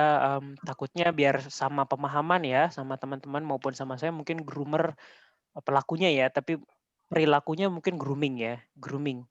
Upaya yang dilakukan sama satu orang nih buat bangun hubungan gitu, kepercayaan. Apalagi terutama hubungan emosional ya, sama seorang anak atau remaja. Jadi anak atau remaja ini bisa dimanipulasi gitu ya, bisa dieksploitasi, bisa dilecehkan. Bahasa sehari-hari mungkin pernah sering dengar namanya sugar daddy gitu. Anaknya SMA atau SMP, pacarnya itu lebih dewasa. Nah, di banyak negara, bahkan harusnya di Indonesia juga sih, grooming itu sudah jadi modus kejahatan pelaku kejahatan seksual nih, pelecehan seksual.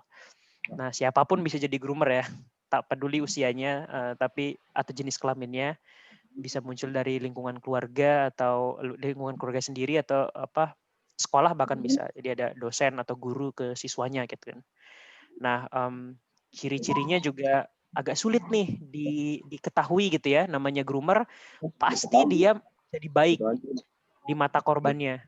Ketika misalkan amit-amit gitu ya, ada adik kita usia SMP kelas 3, dia bilang saya cinta nih sama om ini, saya cinta sama pacar saya sekarang karena memang sudah dimanipulasi. Jadi sudah di grooming gitu sama si groomer ini. Harus dikenali sih, cirinya agak susah juga, tapi teman-teman mungkin kalau pernah kebetulan beberapa kasus sih, mungkin Mbak Disi juga pernah menangani gitu ya, beberapa kasus kita bisa lihat sih, anak ini biasanya jadi makin tertutup, terus punya pacar lebih tua, dia mungkin nggak ngaku, ada indikasi gitu. Ini siapa? Oh ini yang sering ngajarin saya, sering ajak jalan-jalan. Ini temennya kakak saya gitu, temennya bapak saya. Kita harus curiga ada anak usia 15 tahun, 16 tahun jalannya sama teman bapak ngapain gitu kan? Kok nggak sama bapak sendiri gitu kan? Walaupun mungkin di banyak situasi memang dia omnya beneran atau pak D-nya beneran, tapi curiga tuh harus juga. Atau kalau teman-teman ada yang di sektor pariwisata kerja di hotel gitu ya, curiga juga nih ada satu laki-laki dewasa atau perempuan dewasa membawa satu anak yang lebih muda gitu. Mungkin bisa dibuktikan dengan KTP dan lain sebagainya. Saya nggak tahu. Barang baru, uang berlebih itu biasanya muncul juga nih sama anak-anak yang dapat korban groomer. Jadi mudah tertekan, sensitif, dan lain sebagainya. Nah, kalau lihat ciri-ciri kayak gitu, terutama sudah jelas dia chatting, komunikasi sama kayaknya ngaku bapak gurunya, dosennya, tapi kok intensif sekali ya gitu sampai jalan-jalan. Kalau lihat ciri-ciri ini atau lihat orang terdekat yang coba deketin anak kita, adik kita, bahkan perilakunya sampai berubah, menomorsatukan si orang ini gitu kan, bisa jadi korban grooming. Bisa dilapor langsung ke polisi karena ini tindakan kriminal sebenarnya. Kejahatan seksual, mungkin pedofilia jatuhnya kalau misalkan anak dan orang yang lebih tua. Itu mungkin salah satu tips. Saya nggak tahu kalau tadi udah di-share beberapa platform yang bisa dikunjungi UPT DPPA gitu ya Mbak Disti, P2T P2A di banyak daerah itu bisa membantu nolong. Kementerian Sosial misalkan punya hotline 24 jam itu di 1.500.771 di telepon pelayanan sosial anak. Atau mungkin di daerah teman-teman punya lembaga pelindungan anak terkait yang siap juga langsung melapor, terus dia langsung bisa kontak polisi, ditanya-tanya nih, jangan-jangan anak ini selama ini jadi korban disimpan dalam tanda kutip ya oleh orang dewasa ini. Gitu mungkin Kak Mas Rehan, kalau mau ditambahkan juga nggak masalah ya. Oke, terima kasih Mas Dari Ulum. Gimana buat penanya Mbak Yurita ya, atau Mbak Disti mau nambahin juga nggak masalah. Ya, kira-kira apakah sudah puas atas jawabannya? Atau mungkin Mbak Disti mau menambahkan? Ya, saya cukup setuju secara umum dengan pernyataannya Mas Dery ya. Jadi memang saat ini yang harus kita hati-hati, kadang-kadang pelaku, terutama mungkin pelaku pelecehan seksual gitu ya, adalah orang-orang terdekat. Di beberapa kasus pun juga saya banyak menangani kasus-kasus seperti ini. Jadi untuk pertama kalinya kayak dideketin gitu ya. Tadi yang Mas Dery sudah bilang bahwa pasti perilaku pelaku tuh baik banget deh pasti sama si korban gitu kan ya. Kadang-kadang gini, yang sering kali saya temukan, pelaku ini sangat manipulatif sekali. Sehingga membuat korban juga nggak sadar kalau, ada motif terselubung di balik dari perilaku yang, sangat baik, sangat dekat gitu ya. Sehingga, saya setuju bahwa kita juga harus mengamati ketika ada kira-kira orang di sekitar kita, menampilkan perilaku yang mencurigakan, cukup dekat mungkin antara, orang dewasa dengan anak-anak. Nah, kita bisa follow up lebih lanjut nih, hubungannya tuh seperti apa sih gitu. Jadi, hindari menjadi bystander seperti yang tadi, saya udah utarakan gitu ya.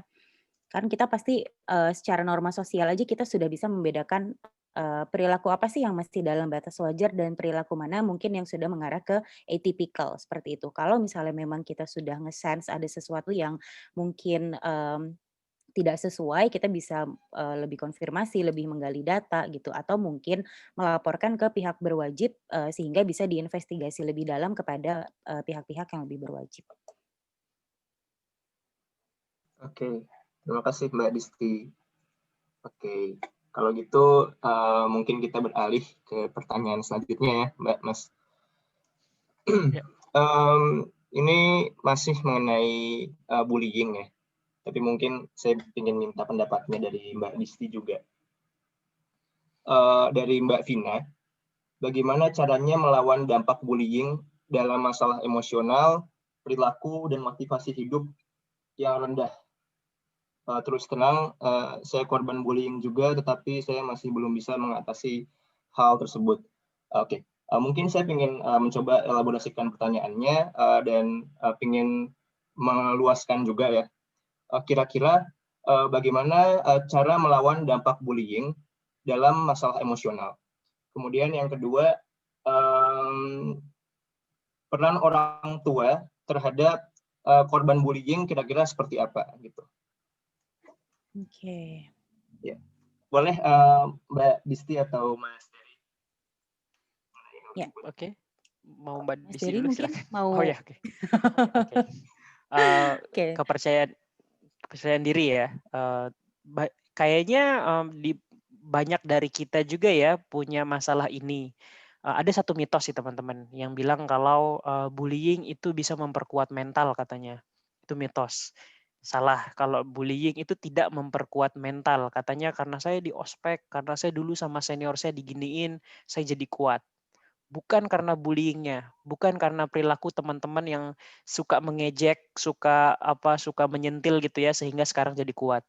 Tapi supporting sistemnya kalau tadi banyak dibahas ya, yang akhirnya buat kita semua yang pernah jadi korban mungkin ya, keluar dari lingkaran bullying itu dan jadi makin kuat. Jadi sekali lagi bukan karena bullyingnya, tapi karena supporting sistemnya. Nah, itu juga jadi penting tuh ketika kita sudah jadi mantan korban gitu kan, gimana akhirnya memotivasi diri. Ada banyak cara sih sebenarnya. Kalau misalkan salah satu kan itu praktik berulang tuh. Praktik berulang mungkin target dari bullyingnya misalkan perilaku kita atau fisik kita atau memang karakter si pelaku aja nih yang memang selama ini suka membuli gitu kan. Jadi mau nggak mau ya kita hindari, jangan cari lingkaran pergaulan yang justru menyakitkan gitu kan. Kalau memang kita mampu, ini bukan berarti harus ya, bukan rumus tetap kalau misalkan diejek fisik, mari kita mengubah fisik gitu. Saya sih masih setuju dengan banyak pernyataan ketika kamu nyaman dengan badanmu, dengan fisikmu, ya udah jalanin aja, yang penting sehat gitu kan. Tapi ternyata kalau kita mampu meningkatkan potensi diri secara fisik ataupun secara prestasi itu bagus juga. Kenapa? Karena ketika kita sudah menggali potensi diri, ada kemampuan yang akhirnya kita rasa didapatkan nih, kita rasa makin maksimal, itu biasanya kepercayaan diri meningkat. Contoh, tadinya saya orangnya pendiam nih, dibully terus di sekolah. Sekarang ternyata saya explore potensi baru. Misalnya saya jadi pintar gambar, saya jadi pintar lukis, saya jadi pintar bela diri, pintar pidato, banyak dapat prestasi dan lain sebagainya. Jadi di sekolah tidak gampang menjadi target bully misalkan. Ada banyak tokoh-tokoh dunia nih kalau ekstrim ya contohnya. Teman-teman bisa googling banyak yang akhirnya korban bullying tapi ketika dia memaksimalkan potensi diri jadi juara lari dunia gitu kan. Ada namanya Raisa Fatimah Ramli. Itu juga satu remaja yang difitur sama UNICEF gitu kan. Jadi korban bully, ternyata dia memang nggak pintar ngomong dan nggak pintar menghadapi teman-teman yang suka ngomong, dia nggak vokal. Dia lampiaskan banyak emosinya ke gambar, dia gambar buku komik. Waktu itu terus dia ikut kompetisi lomba komik dunia tuh yang diadakan UNICEF. Juara 1 lagi tingkat dunia. Diundang ke New York, suruh pidato di sidang PBB dan lain-lain.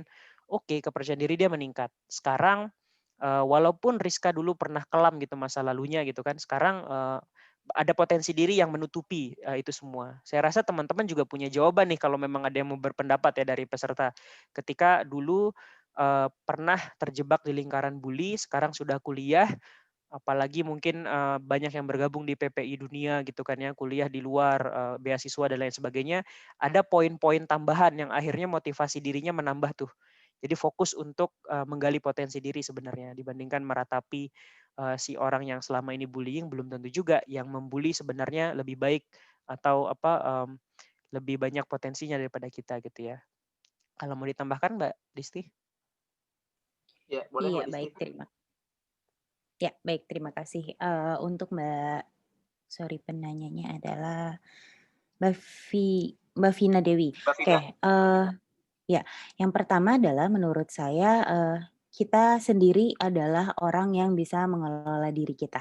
Ya, jadi yang bertanggung jawab atas diri kita, yang bisa mampu untuk mengelola diri, motivasi, emosi kita, dan bagaimana cara kita bisa memandang sesuatu itu adalah diri kita sendiri. Saya paham banget bahwa menjadi korban bullying itu sangat tidak menyenangkan, menyakitkan, dan juga menjadi pengalaman yang mungkin bisa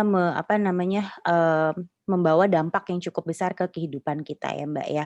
Tapi bagaimana kita bisa memaknai kejadian itu untuk diri kita sekarang, bagaimana pemaknaan kita, itu akan bergantung pada gimana sikap kita, apa sih langkah yang bisa kita ambil.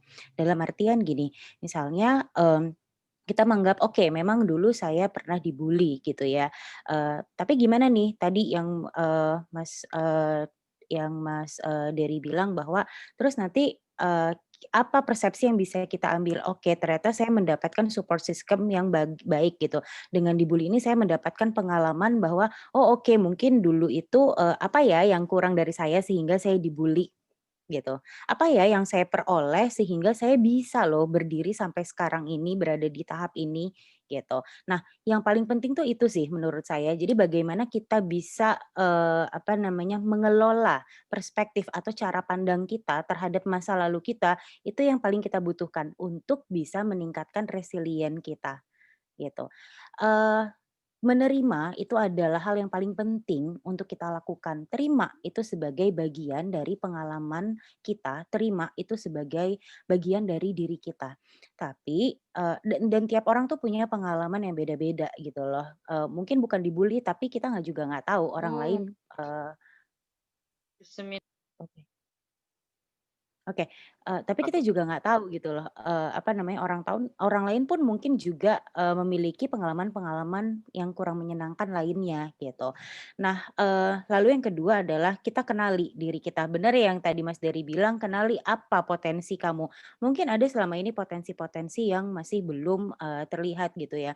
Kenapa penting untuk mengenali diri kita, apa strength kita, agar kita juga punya resource positif gitu. Jadi kita juga bisa belajar untuk menghargai diri kita sendiri gitu. Dari dulu sampai sekarang mungkin, kita bisa berada di posisi ini aja tuh udah suatu, hal yang menurut saya cukup baik dan perlu loh untuk diapresiasi gitu.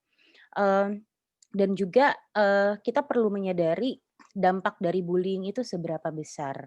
Kalau memang masih bisa dikelola sendiri dengan tadi ya mungkin, apa namanya, kita kenali lagi diri kita coba, kenali lagi potensi atau strength kita sebagai, apa namanya, sebagai manusia, pun ada weakness mungkin bisa kita kembangkan sendiri gitu kan, agar bisa lebih optimal. Tapi kalau misalnya memang dampak dari bullying ini sulit sekali untuk dihilangkan atau, diminimalisir dengan diri sendiri, maka mungkin bisa banget untuk seek help. Nah, kadang-kadang yang saya temukan nih ya, untuk mencari bantuan ini masih maju mundur nih gitu, karena mungkin nggak nyaman gitu kan. Menceritakan masa lalu yang kurang menyenangkan itu ya memang nggak nyaman sih. Saya sendiri pun juga punya pengalaman yang mungkin, aduh nggak enak ya untuk diceritakan gitu. Tapi kita coba deh pelan-pelan untuk membuka diri, mungkin kita bisa mencari, teman, support gitu, atau mungkin memang butuh ke ahli untuk dibantu, apa namanya, itu mungkin bisa juga untuk dilakukan gitu. Jadi intinya adalah kita terima dulu bahwa itu adalah pengalaman bagian dari diri kita dan pengalaman kita, lalu kita kenali lagi diri kita lebih dalam dan nanti kita lihat, apakah memang, eee, masalah atau dampak-dampak dari bullying ini diperlukan tindak lanjut, apa namanya, yang lebih, yang lebih optimal gitu. Baik. Iya, kurang lebih seperti itu, semoga menjawab atau mungkin Mbak Vina ada tanggapan? Ya, Mbak Vina, kira-kira apakah Atau sudah mungkin cukup menjawab? jika bersedia mungkin juga, bisa sih sharing sama kita sejauh ini apa sih yang sudah dilakukan gitu. Jadi mungkin kita juga bisa, lebih banyak sharing gitu ya. Ya, untuk peserta yang mau memberikan pendapat secara langsung, dipersilahkan buat open video. Tadi Mbak Vina kalau misalnya ada tanggapan juga boleh.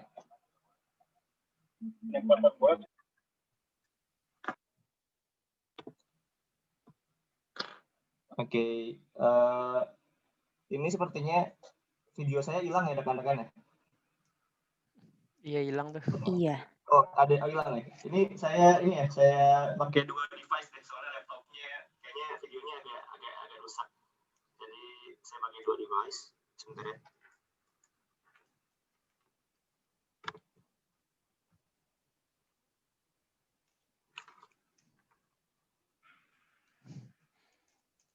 Oke.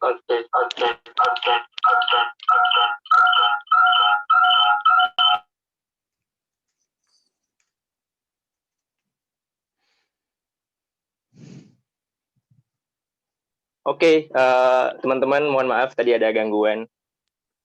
Sekarang apakah suara saya jelas? Jelas, Rehan.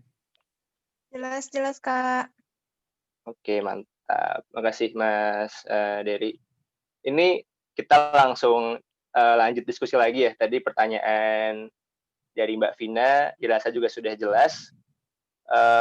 Dijawab oleh Mas Dery dan Mbak Disti ya. Ini juga ada pertanyaan tadi, terutama buat Mbak Disti mengenai kekerasan pada anak. Ditanyakan oleh Mbak Amel, saya mau tanya pada Mbak Disti tentang kekerasan dalam bentuk pengabaian. Seperti apa bentuk pengabaian yang dapat dikategorikan sebagai kekerasan? Karena saya sendiri masih kurang terlalu aware tentang hal ini dan khawatirnya secara tidak sengaja melakukan atau membiarkannya. Ya, Oke, terima kasih ya Mbak baik. Disti. Ya, terima kasih Mbak Amel untuk pertanyaannya. Jadi kuncinya yang membedakan apakah perilaku ini sudah termaksud kekerasan atau tidak. Yang pertama adalah apakah tindakannya menyebabkan potensi bahaya bagi anak ataupun kerugian baik secara fisik maupun psikologis gitu.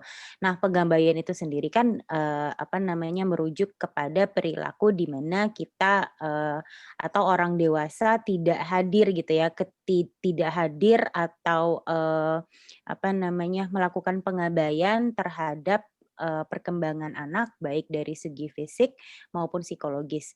Nah, masing-masing individu ya salah satunya adalah anak-anak ini kan memang memiliki kebutuhan ya, kebutuhan yang sesuai dengan usianya, kebutuhan basic needs misalnya kayak dari segi makan gitu kan, atau dari segi kesehatan, terus juga ada kebutuhan psikologis. Ketika kita mengabaikan kebutuhan-kebutuhan dasar anak, security maupun kebutuhan love gitu ya, ketika kita mengabaikan kebutuhan-kebutuhan ini dengan sengaja dan juga berpotensi untuk menyebabkan bahaya kepada anak, itu bisa tergolong ke dalam pengabaian atau neglect.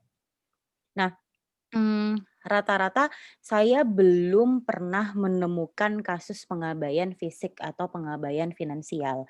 Tapi memang rata-rata pengabaian yang dilakukan itu dalam bentuk psikologis biasanya.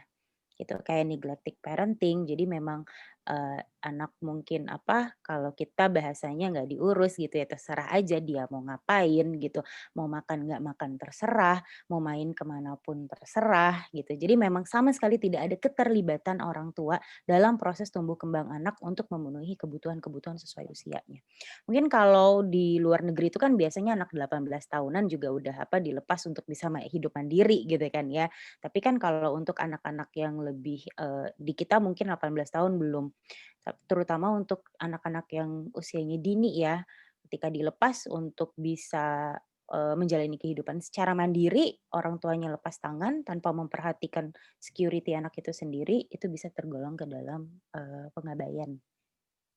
Kurang lebih seperti itu. Atau mungkin Mas Dery ada pengalaman juga nih dari UNICEF seperti apa Iya, Mbak. batasan-batasan pengabaian? Iya, Mbak Disi, sepakat banget sih potensi tadi ya mengakibatkan kerugian atau harmful sebenarnya berbahaya bagi anak. Tadi Mbak Disi sudah banyak jelasin, cuman tadi yang jelas ketika ada ini ya kebutuhan dasar tidak dipenuhi orang tua boleh sih kerja gitu dua-duanya gitu kan, atau salah satu nggak kerja terus anak tapi dibiarin titipin ya ke tetangga tapi tetangganya di rumah sebelah gitu nggak ngawasin, kan itu nggak setiap saat diawasin gitu kan, itu bahaya. Tadi kasih makan karena anaknya mau gula gitu ya, mau permen, mau es krim, mau semua dibeliin gitu kan. Itu juga sebenarnya salah satu pengabaian karena semua diturutin tanpa melihat ada loh potensi kerugian, potensi bahayanya tiap hari dikasih makan makanan manis misalkan. Bukan berarti ini orang tua sangat perhatian banget karena semua permintaan anak diturutin.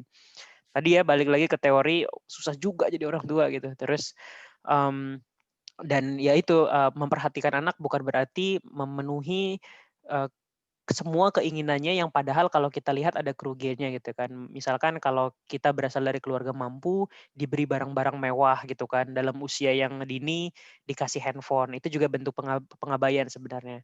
Karena tidak memperhatikan keseimbangan lah sebenarnya. Terlalu dipenuhi atau terlalu dicuekin itu juga bahaya. Gitu sih. Ya. Kita welcome ya Ya. kalau ada yang tiba-tiba unmute terus mau ngomong atau balik lagi ke Mas Rehan. Iya, Ya. biar lebih enak gitu diskusinya ya. Nah, mungkin aku Ya. juga ada sedikit ingin menambahkan tadi terkait dengan Mas Dery sempat mengatakan bahwa ini terkait dengan bagaimana balance, oke? Iya. Nah, dalam pola pengasuhan itu seperti yang kita tahu, kan kita tuh kadang-kadang suka mendengar kata-kata parenting style gitu ya. Kayak dalam gaya pengasuhan atau pola pengasuhan itu kita terbagi dalam 4 kategori, yaitu otoritatif,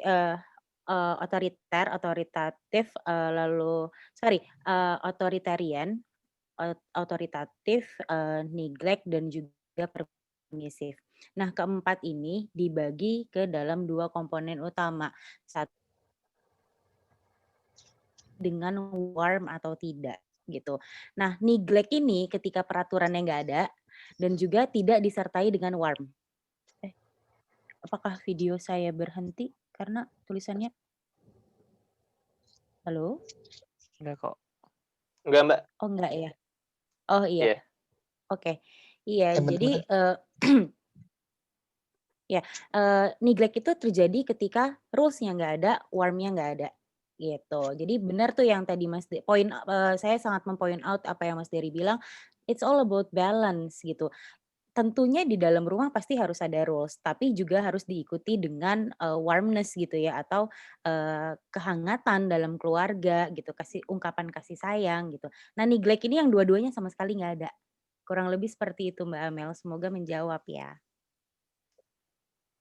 Iya, makasih Mbak Disti dan Mas Dery. Kira-kira gimana Mbak Amel? Boleh di-unmute kalau mau menanggapi. Ya, terima kasih atas jawabannya Mbak Disti dan Mas Dery. Karena iya sih, sebenarnya saya sendiri biasanya kalau mendengar kata-kata kekerasan itu yang terbayang di benak saya itu adalah kekerasan yang sifatnya yang agresif lah, seperti itu, perilaku agresif.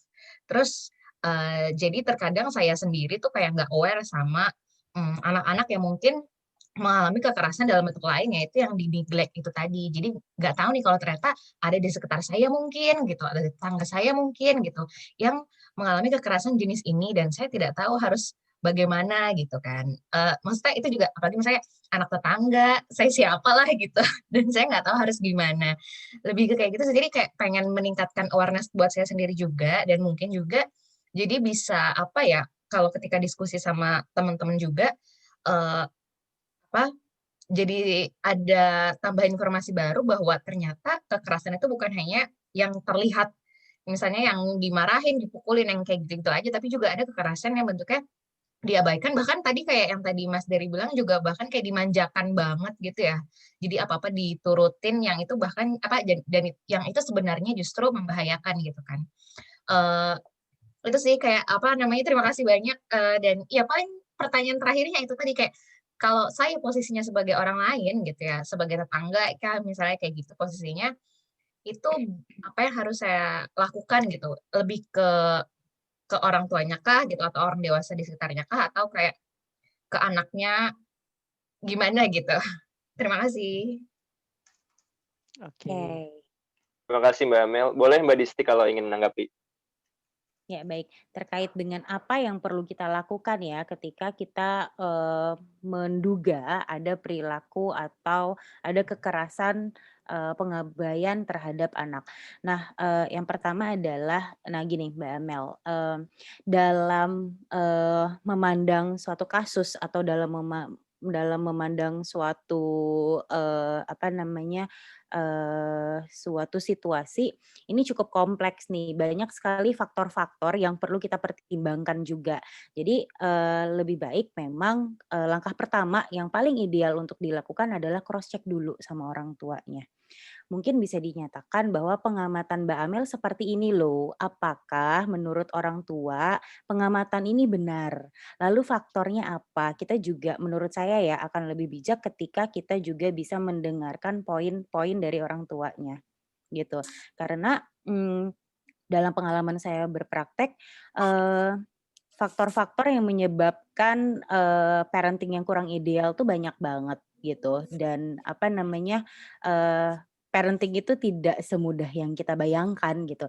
Membagi diri untuk mengurus anak, mengurus rumah tangga, mengurus keluarga dan mungkin ada banyak faktor lainnya, mengurus pekerjaan itu adalah hal yang tidak mudah.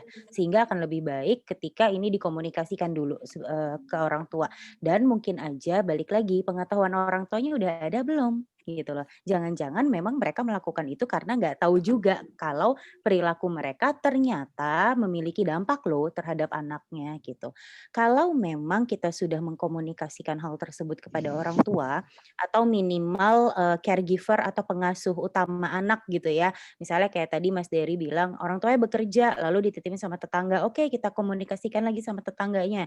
Jika sudah kita lakukan komunikasi seperti itu tapi kita lihat tidak ada perubahan ataupun kita lihat balik lagi ya, ada efek atau dampak yang bisa membahayakan anak ini, maka bisa kita tindak lanjuti lebih lanjut. Paling dekat kemana? Mungkin, gini, sekarang tuh udah banyak banget satgas, apa namanya, satgas pemberdayaan dan perlindungan anak dan orang tua, bahkan sudah masuk sampai ke ibu PKK.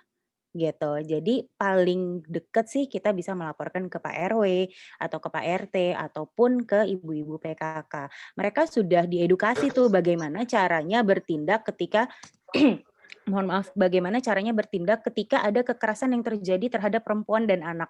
Mereka udah tahu prosedurnya seperti apa.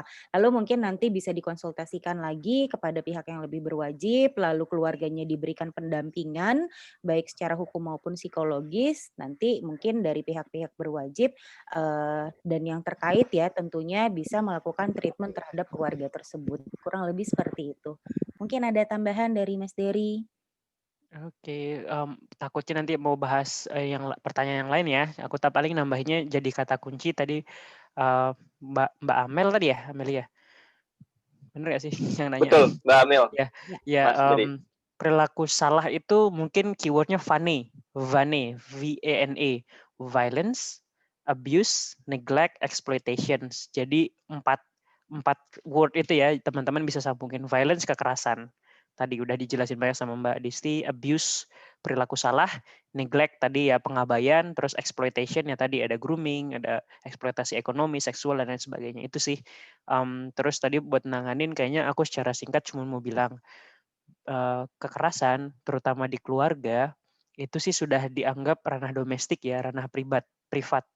Jadi kadang kalau dengar ibu-ibu teriak di samping tetangga kita teriak itu mukulin anak pakai sapu, ya udah biarin aja itu anaknya dia gitu. Padahal kita belum tahu perasaan si anak nih jangan-jangan kayak neraka di rumahnya. Tiap hari dipukulin gitu kan atau kayak gimana. Tadi benar kata Mbak Disti, bisa jadi klarifikasi dulu sih kenapa Bu, apa anaknya nakal ya gitu. Bahasa si ibu ya, padahal anak nakal nggak boleh juga gitu. Anaknya bikin susah ya. Siapa tahu ini merujuk ke kasus yang lebih bahaya nih. Dipukulinya sampai lebih dari memar gitu kan. Tadi sih bisa lapor ke pihak berwajib atau jangan jauh-jauh dulu. Biasanya sih kalau kita lagi di kelas nih kita gambar-gambar ya Mbak Disti kan ada lingkaran anak gitu loh. Nggak harus langsung lapor ke yang atas banget. Bisa jadi di keluarga itu atau lingkungan tetangga itu ada Pak RT-nya, ada Pak Hajinya yang suka jadi imam di musola misalkan. Atau benar tadi ada Ibu PKK-nya, bisa ke situ dulu. Atau ada Pak D-nya di rumah itu, laporin aja kok kayaknya sepupu sampean ini kayak gini nih kelakuannya gitu. Kira-kira ada apa? Jadi ada klarifikasi. Bukan berarti kita ikut campur urusan keluarga orang, tapi tadi sih kepentingan terbaik buat anak. Kasihan juga sih kalau anak nggak minta tolong sebenarnya, tapi kita lihat itu berpotensi menyakiti gitu sih sebenarnya. Balik ke Mas Rehan. Boleh. Makasih banyak Mas Dery sama Mbak Disti. Jadi tadi kalau saya sempat dengar ya dari Mbak Disti bahwa edukasi tentang pengasuhan positif buat orang tua di Indonesia masih belum banyak. Kemudian dari Mas Dery mitos tentang bullying yang ada itu masih banyak tuh berkembang di masyarakat. Seperti kalau dibully bakal jadi anak yang kuat dan sebagainya. Nah, kalau boleh saya ingin nanya langsung kedua-duanya. Tugas kita sebagai kaum pelajar di luar negeri untuk memperbaikinya bagaimana kira-kira? Terutama tim yang sekarang sedang melakukan kegiatan ini adalah tim aksi sosial dari Direktorat Pergerakan dan Pengabdian Masyarakat. Kira-kira gimana ya supaya kita memberikan perkembangan dan memperbaiki situasi ini dari segi kekerasan, edukasi tentang pengasuhan positif buat orang tua belum banyak, kemudian dari bullying banyak mitos yang masih berkembang. Ya kira-kira gimana ya buat memperbaikinya seperti itu, Mbak Disti mungkin. Ya, baik. Maaf, saya agak kurang enak dari tadi tenggorokan, jadi agak sering batuk, mohon maaf ya teman-teman. Kayak ketika ditanya apa yang bisa kita lakukan gitu ya, yang pertama adalah mulai dulu dari diri sendiri. Nah, kan kita sudah punya ilmunya, pasti mungkin teman-teman juga banyak sharing-sharing maupun mungkin baca-baca literatur gitu ya mengenai kekerasan terhadap anak maupun bullying gitu. Nah, ketika kita sudah memiliki ilmunya, yang paling pertama pastikan kita implementasikan dulu ya. Ketika kita melihat bullying atau mungkin gini, sebelum kita melihat kekerasan kepada anak, kita tahu dulu ciri-cirinya seperti apa. Ciri-ciri pelaku tuh seperti apa sih? Gitu kan. Kira-kira orang yang seperti apa sih yang berpotensi untuk melakukan kekerasan terhadap anak gitu. Lalu baru kita bisa lebih aware, lebih kayak apa namanya, kita nggak pakai kacamata kuda gitu ya, pandangan kita meluas, kita bisa tahu, oh ini kayaknya sudah mengarah ke apa namanya, perilaku-perilaku yang menuju kekerasan anak deh, dan kita bisa mengambil langkah yang tepat. Itu yang pertama. Lalu yang kedua tentunya nah, melalui acara-acara kayak gini nih, jadi saya seneng banget bahwa banyak sekarang wadah-wadah yang bisa menyediakan informasi terkait dengan perlindungan anak, kekerasan anak gitu. Jadi, mungkin saya bisa menitip juga sih sekalian kepada teman-teman, banyakin deh acara-acara kayak gini dan mungkin tidak hanya kepada, para teman-teman pelajar aja, tapi bisa juga kepada orang tua dengan mengundang ahli misalnya. Terus kita bikin edukasi bagaimana sih cara menyampaikan mungkin tadi yang Mas Rehan sempat, apa namanya, sempat utarakan disiplin gitu ya, disiplin tanpa kekerasan tuh bisa nggak sih gitu, itu kan topik yang sangat menarik banget. Jadi maksud saya, nggak juga kita berbicara tentang yang berat-berat, tapi yang sifatnya keseharian dulu aja gitu. Karena kadang-kadang, kekerasan pada anak itu dimulai dari masalah-masalah yang sepele gitu.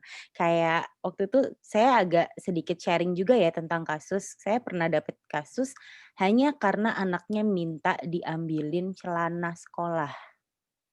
Lalu ya mungkin namanya anak-anak ya cara penyampaiannya juga kurang enak, orang tuanya kesenggol gitu ya emosinya lalu memukuli anaknya. Jadi kan ini sebenarnya lebih kepada, apa namanya, masalah-masalah yang terjadi dalam kegiatan sehari-hari gitu loh. Bagaimana juga orang tua bisa mengelola emosi, mungkin topik-topik ini nih yang bisa diangkat dan disosialisasikan kepada nggak hanya orang tua, tapi juga kepada orang-orang terdekat anak. Seperti itu. Ya, silakan Mas Rehan dan Mas Oke, Dery. iya makasih banyak Mbak Oke. Disti. Kira-kira gimana kalau dari Mas Dery? Sepakat, aku nambahin dan posisi agak-agak enak nih ngasih apa rekomendasi buat teman-teman PPI Dunia. Tapi mudah-mudahan didengar ya sama banyak pemangku kepentingan tempat teman-teman nanti banyakin kegiatan sebenarnya di aksi sosial. Aku sih bilang tetap berisik, terus berisik, jadi berisik gitu. Orang-orang kita semua teman-teman sebenarnya ada 3 hal sih. Kenapa harus tetap berisik, terus berisik, jadi berisik. Satu di evidence base. Teman-teman kita akademisi gitu, pelajar yang punya evidence, punya data-data sebenarnya I'm happy to support everything that I have gitu ya tentang bullying misalkan. Silakan sebar ke seluruh teman-teman di dunia yang lagi belajar gitu kan. Karena dari evidence, kedua human interest story sebenarnya. Cerita personal masing-masing jika teman-teman nyaman. Kenapa? Bullying itu nggak hanya di anak-anak, tapi adult bullying juga terjadi teman-teman. Bullying orang dewasa. Bayangin deh kasus yang paling sederhana ketika teman-teman lebaran, ketika tahun baru, ketika Natal, kumpul di keluarga. Pernah nggak, sering nggak ada kata-kata udah nikah belum, gemukan, putihan, hiteman, dan lain sebagainya. S1 di mana, S2 di mana, kenapa belum kerja, kenapa jurusannya bukan kedokteran, kenapa teknik, kenapa, dan lain sebagainya. That's something indirectly sebenarnya affect emotion kalian. Banyak banget yang akhirnya harus keluar negeri karena norma sosial membentuk kita gengsi dan lain sebagainya. That's something terrible, teman-teman. Ini bisa dua hal aja udah evidence based human interest itu satu hal yang besar kita ceritakan ke orang tua, ke teman-teman. Saya ada di sini bukan karena kalian suruh saya gitu, tapi saya memang mau nyebar manfaat. Ketiga, terakhir mungkin ya, pemangku kepentingan kan. Kita semua itu bisa berisik, terus berisik, jadi berisik ke pemangku kepentingan dan orang muda. Bisa jadi yang dilibatkan di sini nggak hanya ini aja, nanti bisa nambah ke pemangku kepentingan, pembuat kebijakan, atau orang muda sendiri yang punya pengalaman, pernah mengubah sekolah atau universitas atau organisasi tentang bullying. Bisa juga nih share kontaknya. Karena kan posisi teman-teman ini diaspora pemuda Indonesia ya, nyebar di seluruh dunia. Tapi keren banget menyuarakan bullying di sekolah-sekolah terpencil gitu di Indonesia, kan keren banget. Bahkan pertanyaan Mas Adi di kolom komentar ini sebenarnya keren banget nih di chat tentang literasi hukum. Ketahuilah teman-teman, kebijakan tentang bullying, tentang kekerasan itu dibuat sama orang-orang yang mayoritas belum pernah dibully, bisa jadi. Adalah mereka-mereka yang membuat kebijakan karena paper, karena data, tapi pernah nggak mereka dibully? We don't know, mungkin Mas Menteri pernah dibully, pasti gitu ya, mungkin dan lain sebagainya. Tapi apakah pemangku kepentingan tahu benar caranya gitu, rasanya ketika kita bicara tentang bullying. Nah, ini bisa jadi kesimpulan, mungkin ada policy brief yang dihasilkan, dikirimkan dari PPI Dunia gitu kan, dari data-data yang memang disupport sama psikolog, badan PBB, dan lain sebagainya. Dan itu bisa jadi satu hal yang menarik banget sih, nendang gitu ya. Itu mungkin. Oke, makasih banyak Mas. Ini setelah ini ada sesi khusus buat closing statement Mas dan Mbak speaker, yaitu satu orang diharapkan memiliki closing statement kurang lebih 5 menit berbicara. Panjang juga. Atau mungkin kalau misalnya nanti ada poin-poin pentingnya aja boleh Mas Dery. Mungkin dari Mbak Disti dulu closing statement untuk kita semua. Baik, terima kasih.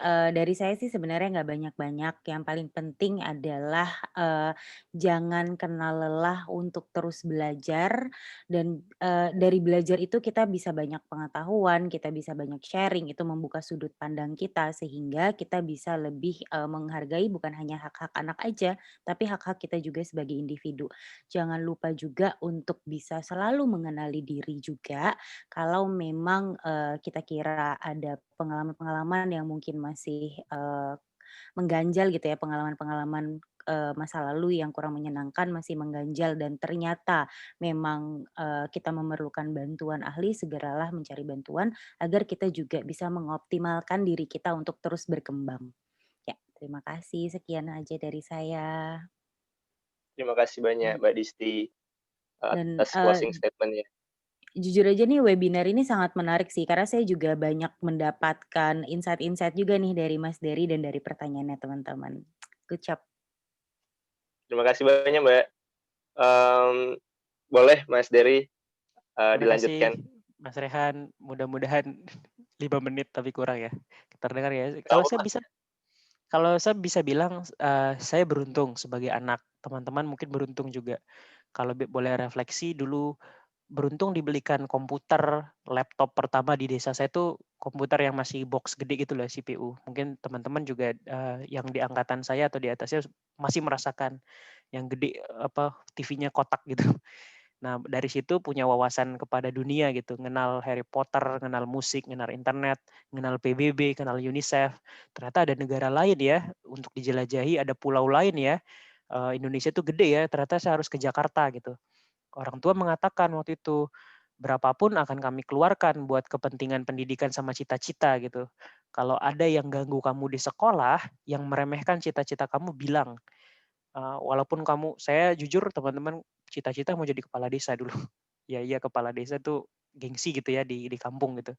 Siapa yang nggak mau waktu itu kan. Jadi saya rasa sih orang tua kayak gini yang harus banyak dibanyakin gitu ya, direplikasi. Dia bilang berapapun akan kami keluarkan untuk pendidikan, kalau ada ganggu bilang ke kami. Jadi ini yang harus kita perbanyak, yang dukung cita-cita, tidak terpaku pada omongan keluarga besar, tetangga, atau teman-temannya yang seolah anak itu harus bisa dipamerkan ke keluarga besar. Tapi dia yang penting bisa dilindungi aja, itu udah cukup. Kalau dibully bisa bisa ngomong aja kayak gitu. Jadi begitu meninggalin Mataram tadi, Pulau Lombok, saya sadar ternyata dunia itu serba cepat, dinamis, berubah, banyak orang-orang ternyata yang lebih kejam daripada kita, dan kita harus cari orang-orang yang bisa mendukung gitu. Jadi sebenarnya anak-anak pemuda gitu ya, kalau diberi panggung, diberi sistem protektif gitu, sebenarnya punya kesempatan buat berbuat sesuatu. Jadi jiwa kritis itu bisa dibangun, mereka bisa selamat gitu kan. Nah, itu sih jujur aja kalau kalau saya bilang sih dengan aktivisme kayak gitu aja, yang saya dapat kesempatan gitu kan sebagai pribadi, masih mengalami sinism gitu. Masih mengalami apa, ada bullying lah sedikit-sedikit ya, padahal saya sudah punya sesuatu dalam tanda kutip. Gimana dengan teman-teman, anak-anak yang dapat kesempatan kayak gini? Makin miris nih, makin demotivasi. Jadi sebenarnya tips untuk saya mau tantang gitu kan, kalau ada teman-teman pick gitu, ambil satu milenial atau anak-anak di sekitar teman-teman gitu kan, bisa jadi adik, bisa jadi sepupu, bisa jadi anak mungkin. Saya ingin sama-sama berpikir gitu, pikirkan peluang sama tantangan apa yang mereka miliki buat jadi tumbuh. Bilang ke mereka, mereka pun punya potensi, punya jalan, bisa dapetin sesuatu. Kalau kalian mau sekolah, kalau kalian ada masalah, mereka bisa lapor ke kalian gitu. Jadi sosok ideal bagi dirinya, bukan jadi sosok ideal bagi kamu gitu kan. Karena mereka pasti punya cita-cita sendiri. Jadi mereka bisa tumbuh jadi apapun, jadi seorang kepala desa walaupun mereka berasal dari Lombok sana misalkan. Kayak gitu sih. Terus sebagai menutup juga, saya tuh mungkin teman-teman PPI itu sering banget dapat kutipan ini, tapi saya paling senang karena Pak Habibie pernah bilang gitu kan. Dia bilang gini, ada 3 generasi orang muda di Indonesia di dunia ini katanya. Generasi 45 yang cuman tahu merdeka atau mati gitu kan. Mereka nggak tahu apa-apa, taunya merdeka atau mati gitu. Generasi peralihan, generasi ini masih hidup dan masih berinteraksi sama generasi 45 sama generasi kita.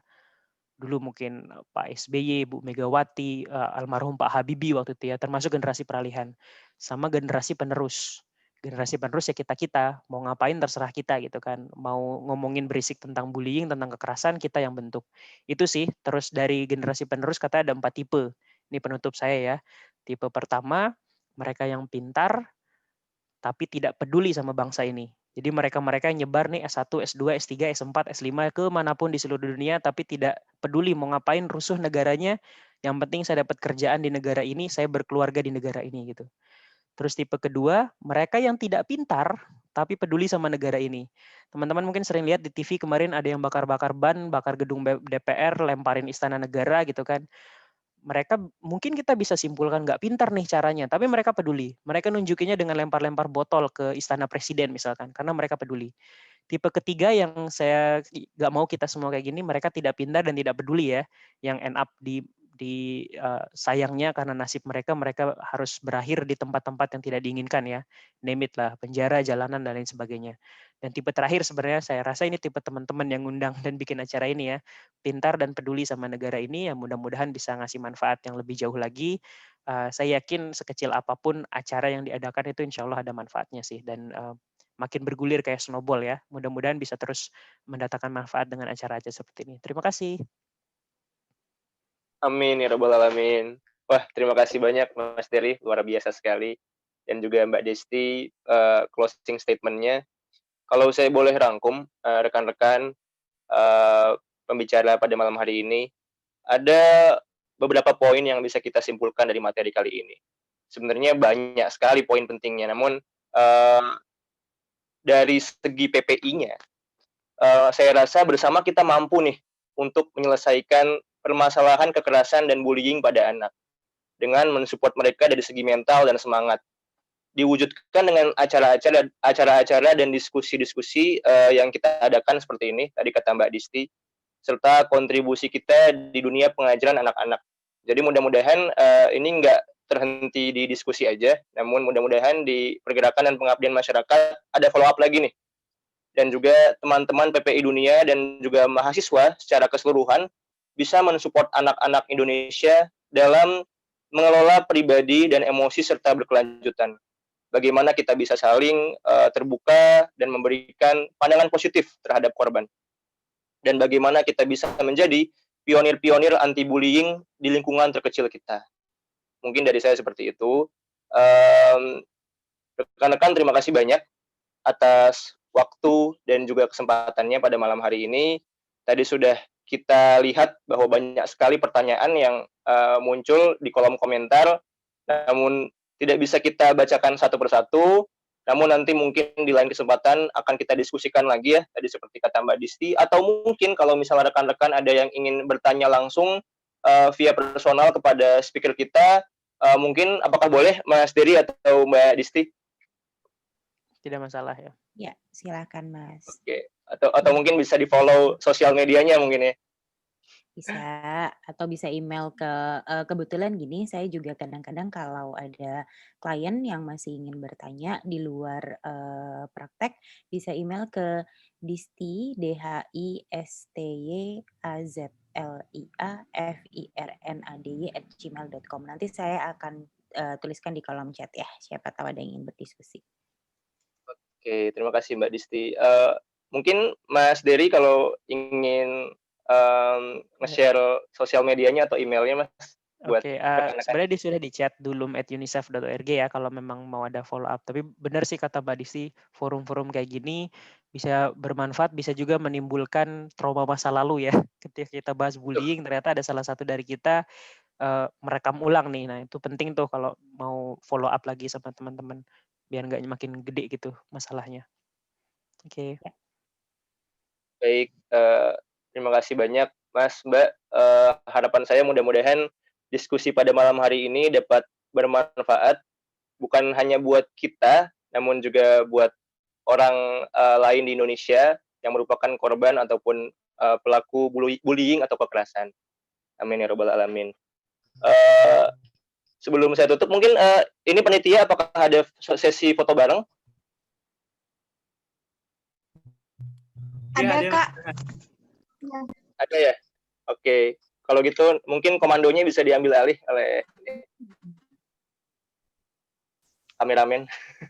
Oke, sebelumnya saya pribadi mengucapkan terima kasih banyak buat Mbak Desti dan Mas Dery yang sudah memberi kesempatan buat malam ini mengisi di kegiatan Ruang Rio edisi kedua. Semoga sehat selalu ya Mas, Mbak.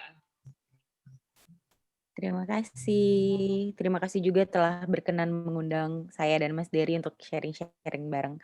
Mohon maaf kalau ada salah-salah kata dalam penyampaiannya. Luar biasa banget materinya, kita banyak banget dapat ilmu tentunya. Biar bisa menjadi seorang ayah yang baik buat anak-anak kita nanti. Terima kasih juga buat Mas Rehan. Amin. Oke, Iya, Dit. Ya, mantap. Kita bisa open cam, kita bisa foto bareng.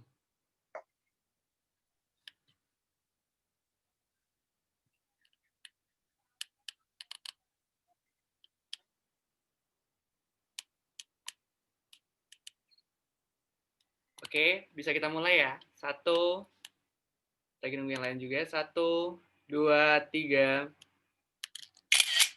Sekali lagi ya. 1, 2, 3.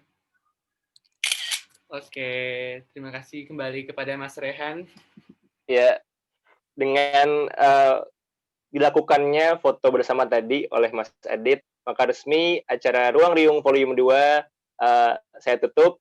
Billahi taufiq wal hidayah. Wassalamualaikum warahmatullahi wabarakatuh. Terima kasih banyak Mbak Disti, Mas Dery. Terima kasih semuanya. Mbak Disti. Terima kasih Mas Dery dan Mbak Disti. Sama-sama, good luck semuanya. Semoga pendidikannya lancar ya. Amin. Tetap keep in touch ya, Mas Dery, Mbak Disti, sama kami. Ya, sukses selalu teman-teman. Siap, sukses selalu. Terima kasih.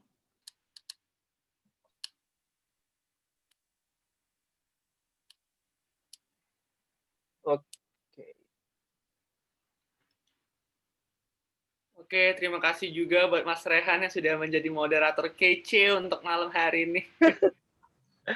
Aduh, thank you rekan-rekan udah dipercayai nih.